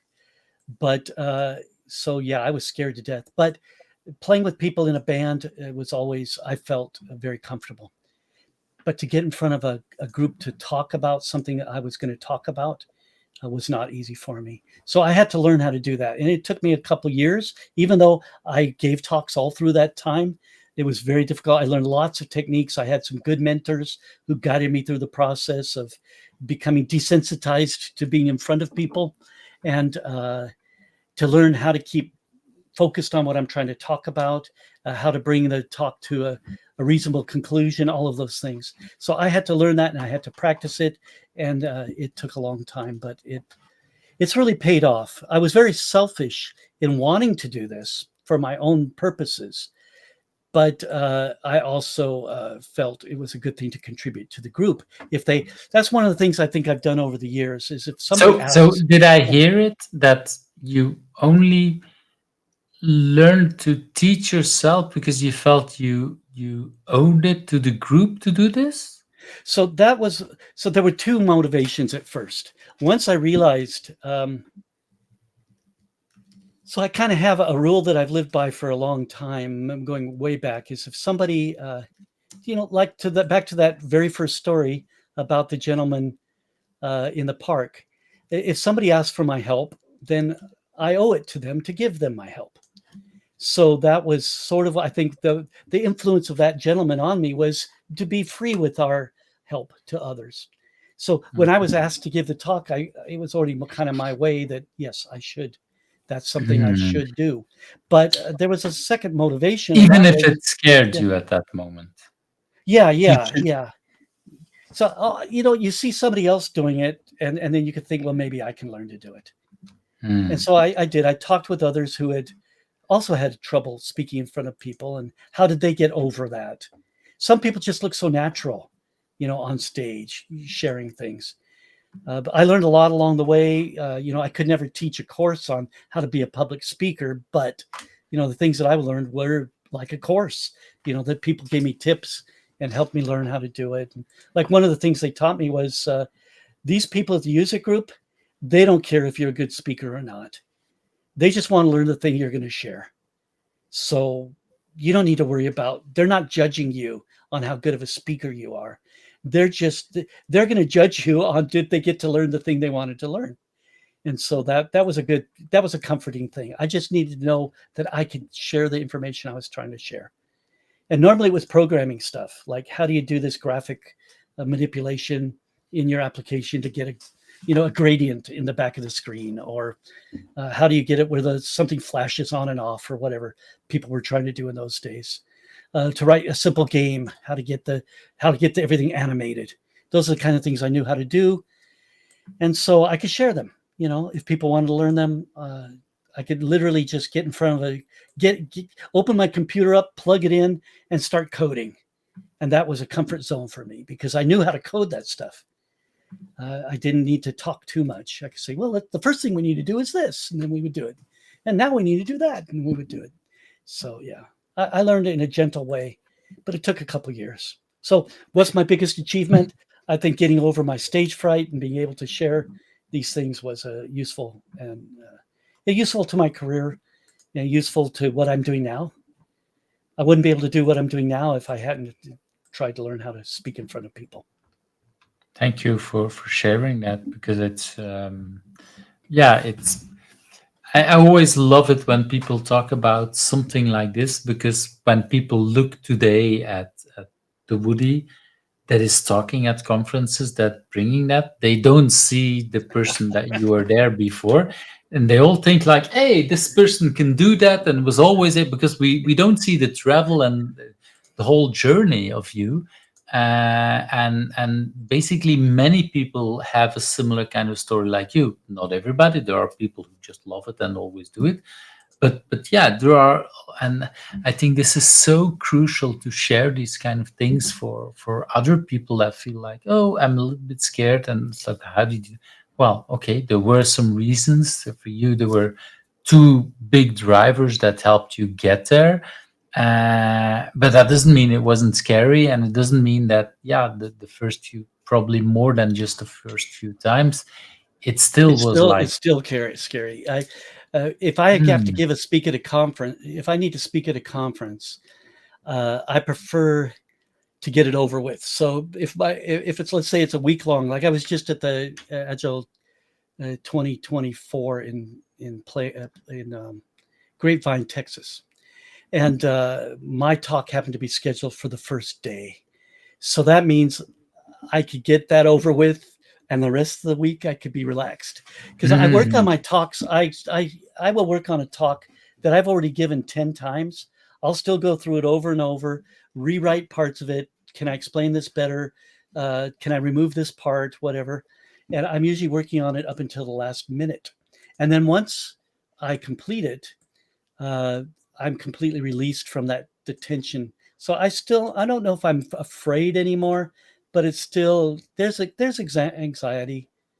There's still some of that. Yeah. So I'm a rather shy person, although I don't seem to be shy, but that was something I needed to learn how to do. What techniques can I use to keep from seeming shy? And I really love also how you, as a side note or a tip or whatever, you talk about, okay, speaking at the first day of the conference, it might feel scary also because you don't know much of the people, or you don't know who would be there or whatever. But I do recognize that for myself as well, like the hour before my talk, I'm not going to go to other talks because I want to focus. The hour after my talk, I'm not going to go to other talks because I want to, take in the impressions or decompress. So indeed, that's the word I was looking for. And if it's then a large conference like the large agile conference, at least the rest of the week it's all up, and you have freedom for connecting with people, I would say. And if you did your own presentation first, especially if it's hard for you to connect and others, well, people come to you because they have seen your conversation. They have seen it, and they will be talking to you, and you were like, oh, okay, you want some more, I can give you some more, or whatever, if they're asking questions. So it's actually opening up, making connections at conferences, I hear, kind of, right? So actually, that's a really good point, because whoever's watching this, if you happen to end up at a conference that I'm at and you want to talk to me, please come and talk to me. I love to talk to people. If there's any way if there's anything I can share that will be useful to you, or maybe you have an interesting thing to share with me, I love doing that. A big part of what I really love about being at the conference is having that time to share. And I make sure I take care of myself. If I, like you just said, if I'm going to give a talk, I try to get myself into the room for the talk before my talk, so I get used to being in that room. Oh yeah, And, I recognize that as well. and Exactly. so I get acclimated. And then when I get up there, I'm not so unfamiliar. So that little bit of time before and after maybe are tough times for me. It's a good time for me to just be focused. But while I'm at the conference, I'm there to talk with people. When I'm invited to a conference, let's say it's a 4-day conference, but I'm only speaking one day, I still try to be there. And I usually am every single day because I figure people are there to meet the people who are speaking. So I'm going to be available for that. So please come up and talk with me if you have anything you want to learn or share or whatever. Yeah. Or just want to say hi. I really like your invitation opening up, because indeed it's, for a lot of us it's kind of hard to make connection, and sometimes yeah, it's just nicest people, and some people are better at stepping to someone and others are better at receiving. And yeah, I think it's important that we do say, okay, I invite you in to actually ask, yeah, to ask a question and things like that. Okay, I want to move to that next question, and it might be another tip because you just gave a tip. So we're looking for, or I'm looking for, a personal agility tip. Is there anything that you want to share with us?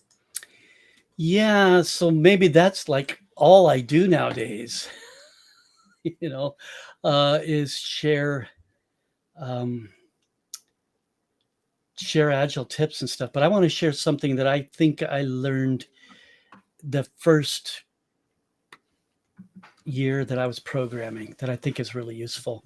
So I think of it could be an agility tip, but I remember either going and hearing somebody speak at one of the user groups, or I don't know what I would have seen them at in those days. Maybe I read an article. I used to buy computer magazines and read, whatever they were writing in those days.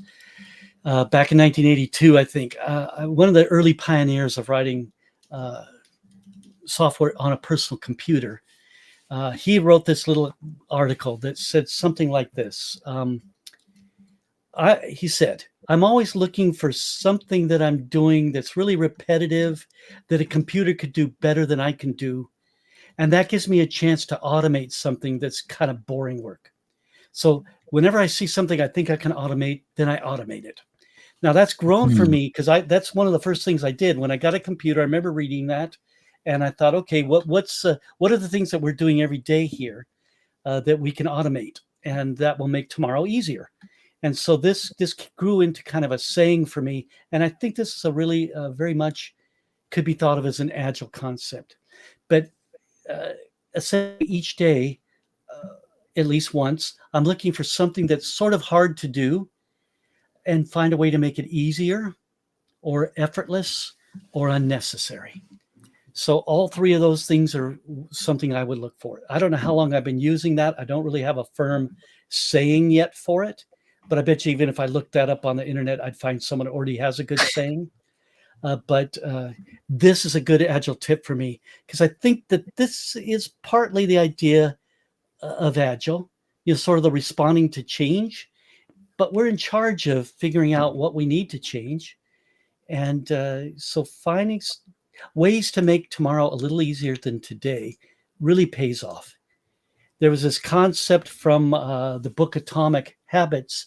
They showed a chart that if you can get a 1% increase in capability every day, over a year, you get a 37.78 times increase in your capability. Now, I don't know if that's really possible, but conceptually, that's a really good story. There's a compounding effect that if you could take something that's a little hard to do right now and make it easier, tomorrow will be easier.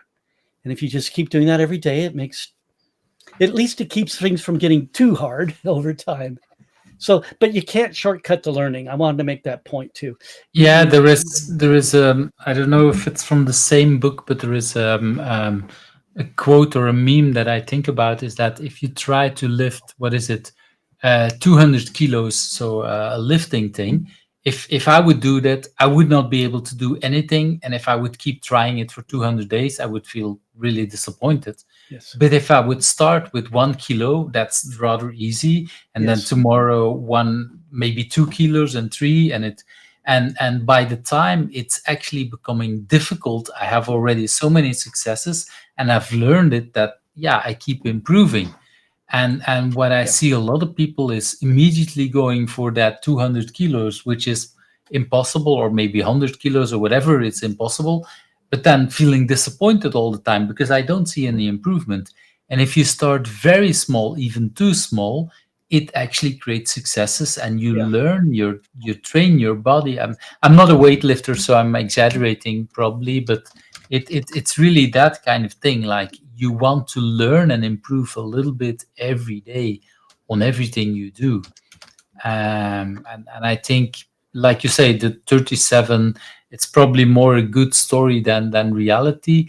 But I do believe in the metaphor, like, keep improving. And there might be days that I might not be improving, but then I'm still better than 10 days ago, So, because yeah, I've been improving the 9 days before. so that famous story of the Greek mythology or whatever of the Milo or whatever his name was that carried a calf around, and as the calf grew into a bull, he just kept carrying it. But he carried the newborn calf on his shoulders, and as the bull grew up, he was still carrying him. So he built the strength over time. It's mythology, I suppose, but um, that's kind of the idea. So you can make these improvements without even really knowing they're happening by taking these uh, you know, tiny little improvements. It's the same with playing music. It's the same. When I learned to program, I literally I would say, okay, what do I need for this program I want to write? Oh, I got to be able to output something to a printer. How am I going to do that? Mhm. So I had to learn how to format stuff to a printer. But the first thing you do is just get something going to the printer.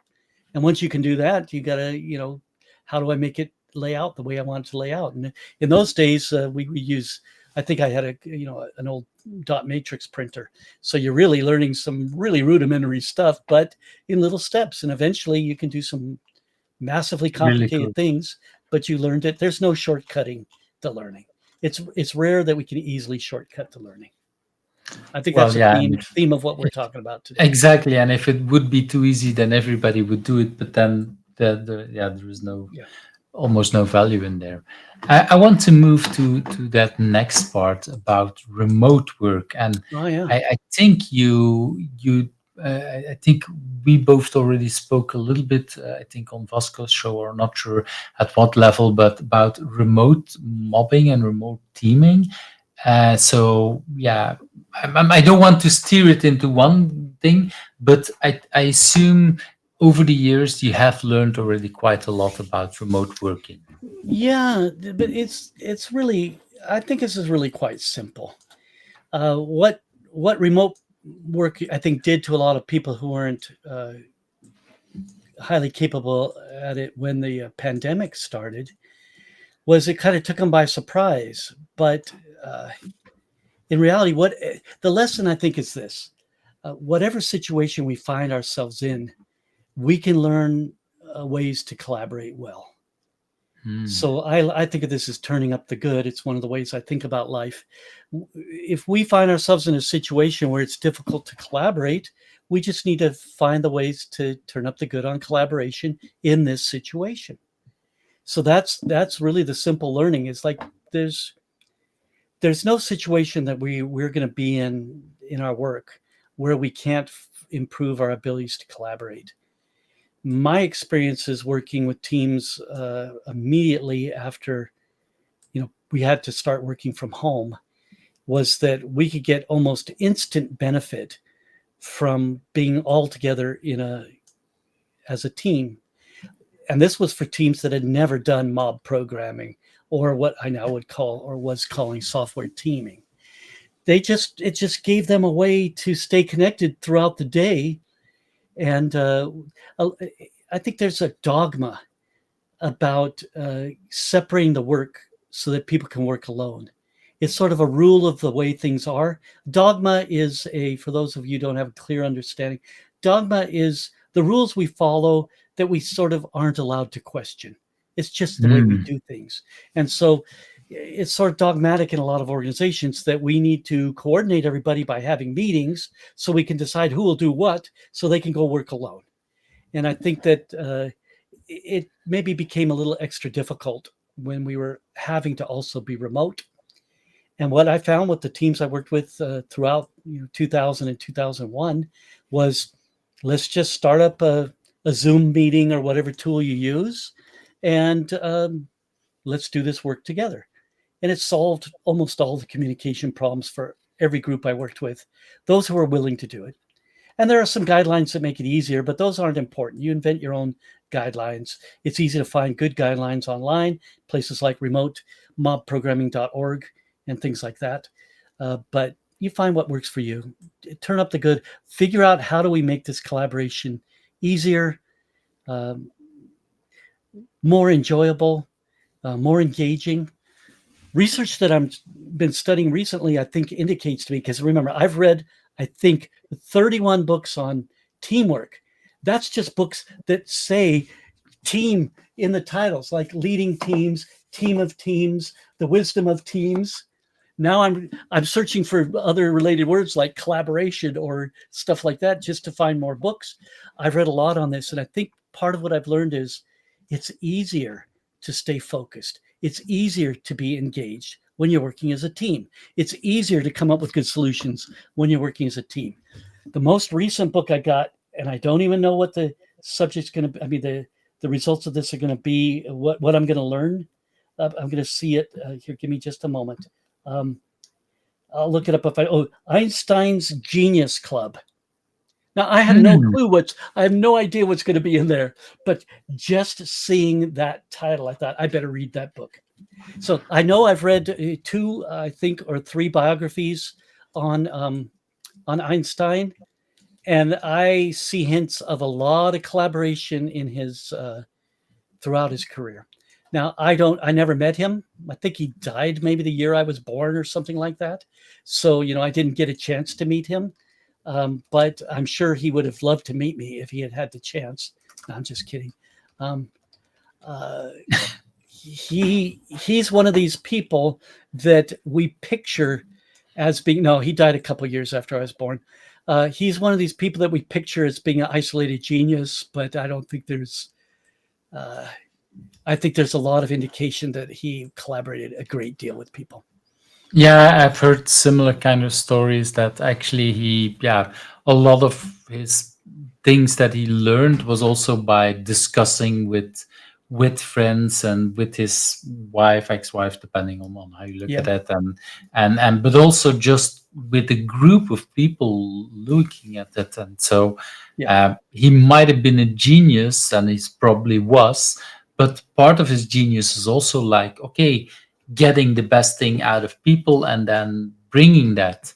And yeah, and I've also heard people that saying, okay, maybe he abused some of the knowledge from others and it all was attributed to him. Not sure if that was by his design or by others, but that's a whole different kind of thing. But it yeah. definitely shows that he was not doing it just on his own. Well, um, so one of the things I've been studying quite a bit recently, I spent about 2 months reading and or studying materials on ancient humans. And it's pretty clear to me that we kind of exist as a being, as a species or whatever, because we learned how to work in groups and learned how to, like, you can't, like, they found, just an example, they found Neanderthals remains that where they had clear indication that they had broken their hip or their leg or something, and yet they lived many years after that. You don't do that in isolation. somebody had to help take care of you while you were healing. And so the sort of the point being, these are people who learned the value of each other, how to keep each other, help each other live and continue to exist even when they couldn't support themselves. There's something to this. Now, I'm not a scientist, I'm not an academic or anything, but I'm pretty sure we wouldn't be here today if we didn't have some ancestors, at least, who were pretty good at working with others. And that, it's funny. The first thing I noticed when I started working in companies doing software development, the very first contract I had, they pretty much worked as a team, and I thought this is great. And then the second contract I had, this was back in 1999, they put me on a team, but nobody worked as a team. They all worked solo. Mm. And I thought, why is this a team? What makes you think this is a team? And it really puzzled me to see how much struggle there was when I had just come out of an experience where we did work as a team, and we accomplished quite a bit very rapidly. And then I went on this project where we were on teams, but we didn't work as a team, and everything was agonizingly slow. So yeah, I think that this is part of what encouraged me to really explore doing pair programming, which I had already learned to do. But how do we expand on that? How do we get more people? Can we work as a team doing software development? How much can we turn up the good on working as a team? Yeah, I really worthwhile love stuff. that. Yeah, that statement. Turn up the good as working as a team, because I think that's where a lot of the value is. Okay, you mentioned already a couple of books and a couple of other things. So, um, but I think you have also prepared a book for this kind of question. What's a book that you have read that you wanted to talk about? So I've always got books that I'm reading. I try to read a book a week. I can't always do that, but sometimes I can read more than a book a week. And I recently read several books twice. So when I Mm. read a book, I'm looking for, does this book have ideas I want to explore? So at first I'll skim through a book, and if it looks interesting, I'll read it. If it doesn't, I still have it on my library, usually nowadays Kindle or Audible. I would buy them usually both Kindle and Audible. I'd still buy paperback books, or dead tree books, as they say, if that's the only way I can get it. But so the one I want to share, one book that I read twice. So that's a way to tell me this one was useful to me, and I read it twice in a row. I read it once, and then I said, okay, I want to read it again. There were a lot of good ideas in it. It's the third book by this author that I've read. The first one came out about 20 years ago, and this one came out maybe 2 or 3 years ago. The book is called The Promise That Changes Everything. I want to make sure I'm getting And I that think correct. that's how I think this is the book. I think if I Yeah, uh, that's uh, it. So it's yeah, yeah. Tell me, why should I read it, or should other people read it? Because it's a so book that I haven't read for me.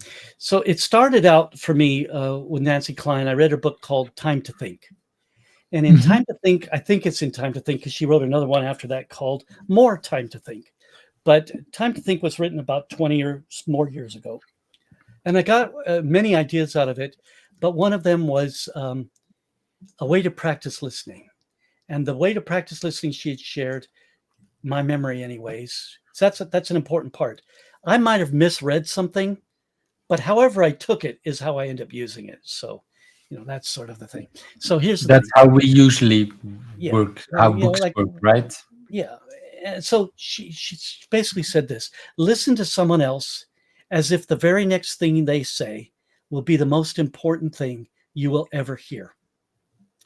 Now, this is something I can't maintain for more than a short amount of time, maybe 5 or 10 minutes. But I can do it for 5 or 10 minutes and relax for a bit and then turn it on again, listen with very intent focus. Now, in Mhm. that original book, Time to Think, she was trying to teach how you can help someone else do better thinking by being a good listener. And part of her technique had to do with good questions you could ask. But this next book, The Promise That Changes Everything, subtitle is "I Won't Interrupt You." Now, I'm not a particularly good listener. I think I'm a lousy listener, but um, I want to be a better listener. So this is something I practice, and I think this book does makes a pretty good argument that we need to be able to listen to someone without trying to interject our own thinking. Hmm. So we're not thinking about what are we going to say. At the most, we might think of how do we get them to share even more, but that may even be doing more than we need to do. So I really liked it. I liked the book, and I've internalized it to a small degree, and I've been trying to do this every chance I get.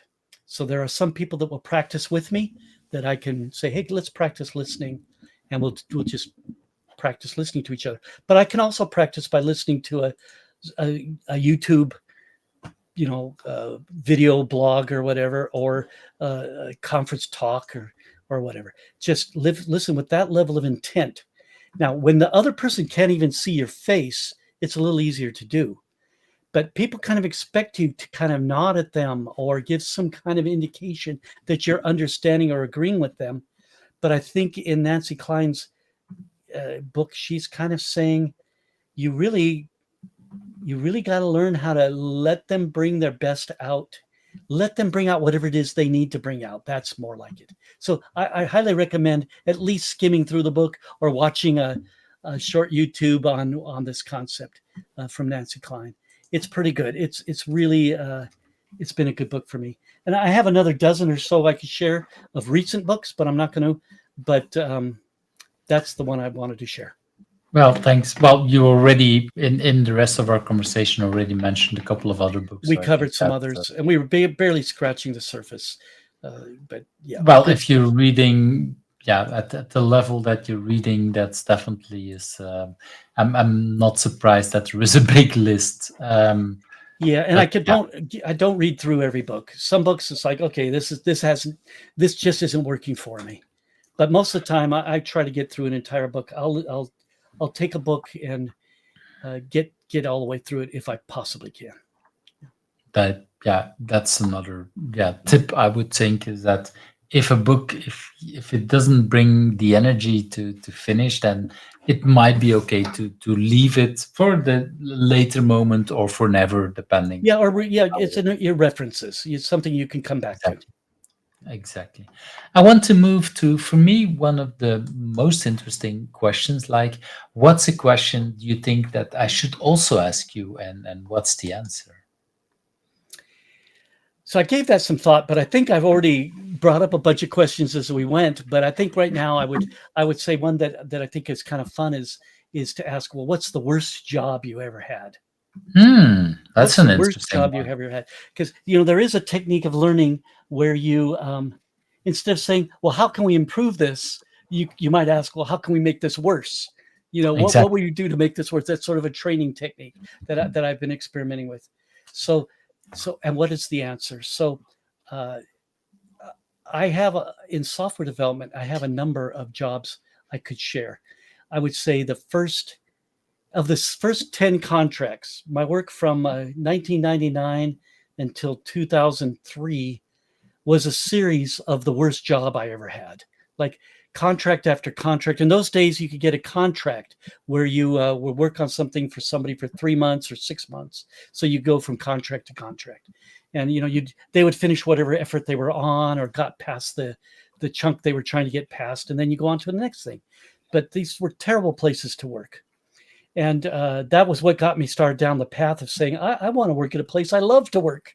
And that's why I do the things I'm doing today was those efforts from 1999 till 2009. It happened to turn out to be about 10 years where I was experiencing these terrible places to work, uh, sometimes for more than several years, sometimes for just a few months. But I want to share about a job I had when I was a teenager. And the guy got this the guy's business that I worked for. He had a business where he would demolish government buildings that were no longer needed and salvage the materials, like take the building apart, salvage all the wood, and the plumbing fixtures and whatever was there. They got to tear this building down. And the job he hired me to do was to go out with a crew of people to salvage copper wire. And the copper wire was big, thick wire, that was, as wide around as my thumb, that was covered in insulation. And you have to burn the insulation off to get to the copper, and you make these huge piles. They set them on fire, and then you have these long rakes that, like if you're raking in your garden, the handle would be 3 times as long as the rake you would use to rake in your garden. So you have these huge long rakes, so you didn't stand too close to the fire, and you had to keep the fire burning at just a hot enough temperature to burn off the insulation, but not melt the copper, because that would become a big useless mess. And I only worked at that job for 1 day, and I thought, this has got to be the most insane thing. At the end of the day, you could take and just basically roll the rubber off of your face and your arms. It was just, you were covered with residue that had burnt off of this. And I thought, think of what this is doing to our lungs. So I quit Wow. that day. But that, I can always look back, no matter how bad things are. I can look back and say, at least it's not as bad as that job was. I like that way of looking at things, because indeed that's it puts things into perspective. Yeah, and I think it's always good to sometimes think about, okay, don't I like the job? I hate it or whatever, and then you can think back, wait, if I compare it to that other job, was it so much worse? Was that, yeah, and that definitely, I think it can. It doesn't mean that we should all have very hard and bad Right. experiences, but from the moment you had two jobs, one of them is better than the other, so you have one worse job, That can help. and That can help. then can help to compare, and then maybe say, you know what, okay, maybe now the third one is the worst of all. Okay, let's go for whatever. And So, yeah, I think, and I think there was a kind of a good ending to it, because I went up to the boss at the end of the first day and I said, this is nuts. This can't be good for anybody that's got to breathe this. And, I'm not going to do it. And he said, yeah, I don't blame you. He paid me and I left. So, it wasn't like he got mad at me, or it wasn't like a terrible boss. Those were probably, having a terrible boss is probably worse than what I'm explaining. But that was work I can always look back on and say, at least this is better than that. Yeah. I can, yeah, I think that's it's an interesting way of thinking about things. So thank you, because that's, yeah, a totally different kind of question than we had so far, and I really like that. That's one of the reasons why I asked this question, to, yeah, to move in all kind of directions. Sure. Um, let's move to that last question. What is who do you think I should also ask? Well, I did send you a few names, but it's really Y- important to me to act as a connector for other people. So, mhm. when I first started working in software, uh, I only knew a few people, and through the user groups, I got to learn a lot of people, and probably most of my early work, and even to this day, a lot of the opportunities I had came from people I met at user groups. And the short list that I sent you includes 2 people that I met through user groups, and 2 people that I met through open space style conferences. So the first name I wanted to share was Llewellyn Falco. If you haven't already interviewed him, um, he's you probably know Llewellyn, but if you don't, he is an amazing programmer, but he's also developed amazing ways of helping others learn how to improve their capabilities of not just programming, but all the other work that goes along with programming.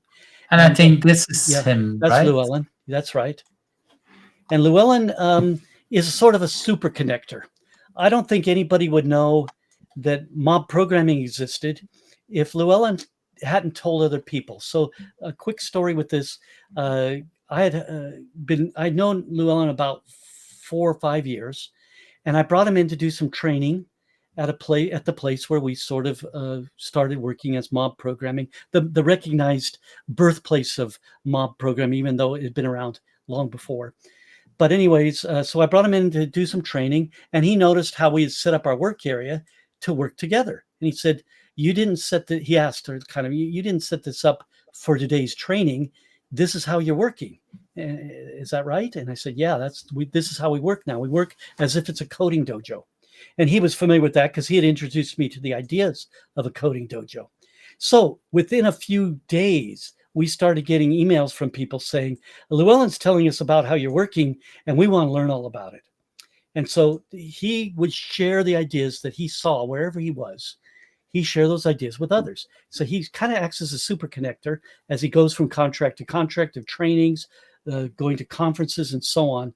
And he's always just got tons of good ideas. He he gathers the ideas wherever he goes, and he improves on them, and he spreads them. And same with people. Wonderful person to interview. Um, the next name on my list is Colleen Kirtland, and I think I met her at an open space in Orange County, this Agile Open SoCal, and And I think that's her. her right there. That's right. I did interview already, number 73, published it. Oh, But that this is what I like so much, is because, of course, after more than 2 years, it's very logical that sometimes people get invited that absolutely. have been already there, and that's, yeah. I don't want to say then, okay, let's get it out. I think for her it's also nice to Sure. say, hey, there is someone else thinking about Now, me, why I should be here. So why she be here? yeah, so she's very good at creating an environment where great things can happen. She has, like, one of her sayings is, you just have to cast your seeds around and then watch for where they grow.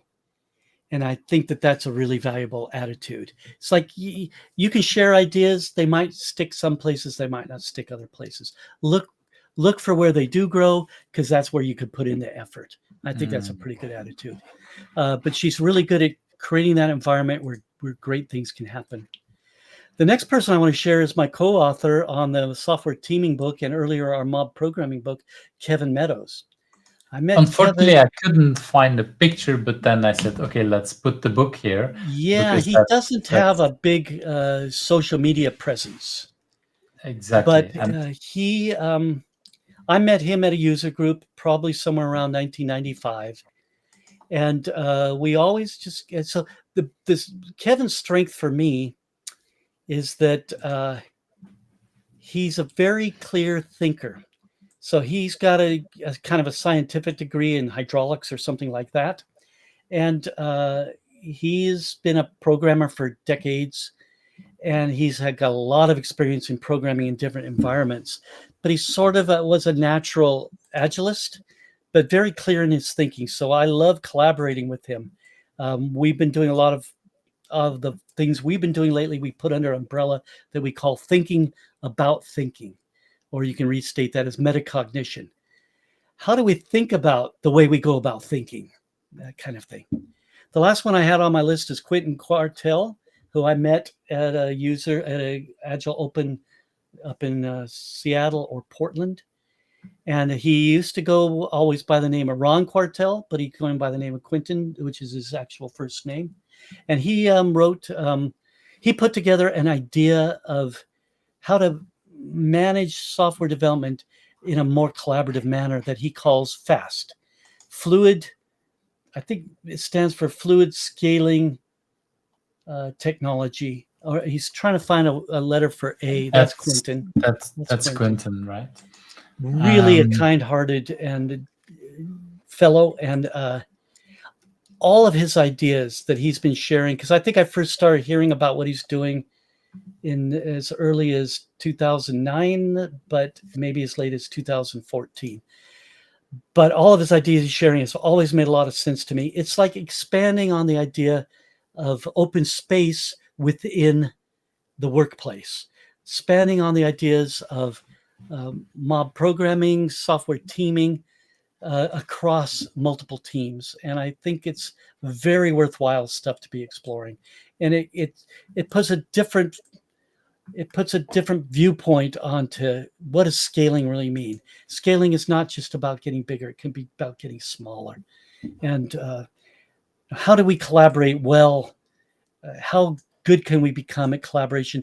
How about dynamically reconfiguring how we go about our teams go? Let the people figure out, self-organized, self-regulated, self-managed, self-directed, this kind of thinking. These are just a short list of people that have a lot of good things they're thinking about. It's a wonderful list that you shared. I heard many different good names after the good things about Quentin and Fast, the fluid scaling technology, and I think yeah, and at the Agile, I wasn't at the large Agile conferences, but this year, but I heard many people really talking very positive about that online. Then I would say, so he definitely triggered something within people. I would say. Yeah, I think the So, first place I heard this expressed as an isolated concept was in 2014 at the Agile Roots in Utah. But I think these ideas were things he was trying before that and grew into. It's very organic how it came to be, and the origination story of it is well worth having. So he'd be a good one for that. He's great, but there are many others, and maybe someday, um, we can do this again. I'll share some other names. well, I'm already really happy with four extra people on this list. Yeah, we've been talking for a very long time. Again, like almost always, yeah, I would say always very interesting conversations going back and forth in all kind of directions. Um, for the people that want to connect with you, what would be a good way to try to reach out to you? Boy, that just connect with me in LinkedIn. If you don't I have think LinkedIn, then you I have one of think your that's friends. your That must LinkedIn. be it. That's right. That's the easiest way because, for one thing, I will get a notification, and then also it's so easy to send messages there, and then that's the starting point. That just makes it super easy. You can always find me in what used to be called Twitter, but I don't pay much attention to that space anymore. So if you're used to getting me there, not I don't I'm not paying as much attention there. LinkedIn, I get a notification, so that's a good way to do it. I think yeah, and that's how I think these days. Yeah, like you say, Twitter or X or whatever it's called. It's been a very strange place the last couple of years, I would say. Yeah, and I see it's still for me. LinkedIn still feels a little bit kind of different, but yeah, I recognize what you say. It feels like the better way of connecting these days. Well, there will probably some new things will probably rise up. I've tried a few others, but I liked the way Twitter worked 10 years ago. But nothing stays the same. Things Exactly. change, things morph. If I were to go back to the way things were 10 years ago, I'd find plenty to complain about there. So it's like, yeah, what's the next cool thing that's going to happen? Some of us remember getting on bulletin boards when you had to, dial into a specific phone number to find people who wanted to talk about the same things, programming or whatever. So, we have a much easier environment to work with nowadays, and somebody's going to come up with the next great thing, and then we'll all flock there for a decade, and then watch that explode and move on to the next thing. Exactly, exactly. Well, Woody, it's like I said, it's been a wonderful time. I really want to thank you for that time. Yeah, It was my pleasure. My pleasure. it's been really wonderful. Yeah, so thank you for that. I do hope we will. I'm pretty sure we will meet again on or offline somewhere in the Oh, near future. that brings up a good thing. If I can say, I don't know if when this will be published, but I'm always looking for opportunities to speak at conferences. So if anybody is out there is putting something together and they think like they'd like to have me give a talk, I always try to do that, figure out a way to make that happen. Um, and anywhere in the world, you know, also, of course, I give workshops and whatnot, but that's neither here nor there. But yeah, I love to speak at things. If people invite me, I will try to find a way to make that happen. And can always do remote things too. I can't, yeah, I don't know the exact moment because the interesting thing is before the summer I was almost out of recordings, and then I emailed to a lot of friends, and that all of a sudden I have like, yeah, a lot more things, and so I think I'm now 10 weeks ahead or something. And then out of the blue you said, hey Eve, is there still some room this week? And I was like, wow, okay, yes, of course, I was looking forward to Yeah, I was that. cleaning out my emails. I'm going through what did I not respond to, because there's been a period where it was hard to keep up with everything just because partly the pandemic changed the dynamics of things. But I stumbled upon your invitation. I thought, oh, I don't think I ever responded to this, and I'm so glad I Well, did. Yeah. I'm so glad you did as well. This is one of the good or the bad things about having by now that I think my invitation list is about 600 people. I didn't email everybody, but because that list is so big, I always don't always come to the re-inviting people. So well, and I also know that the interesting thing is that people will come back after a while, and Yeah. so that's exactly what happened here. So yeah, Sure. very quickly we got this organized.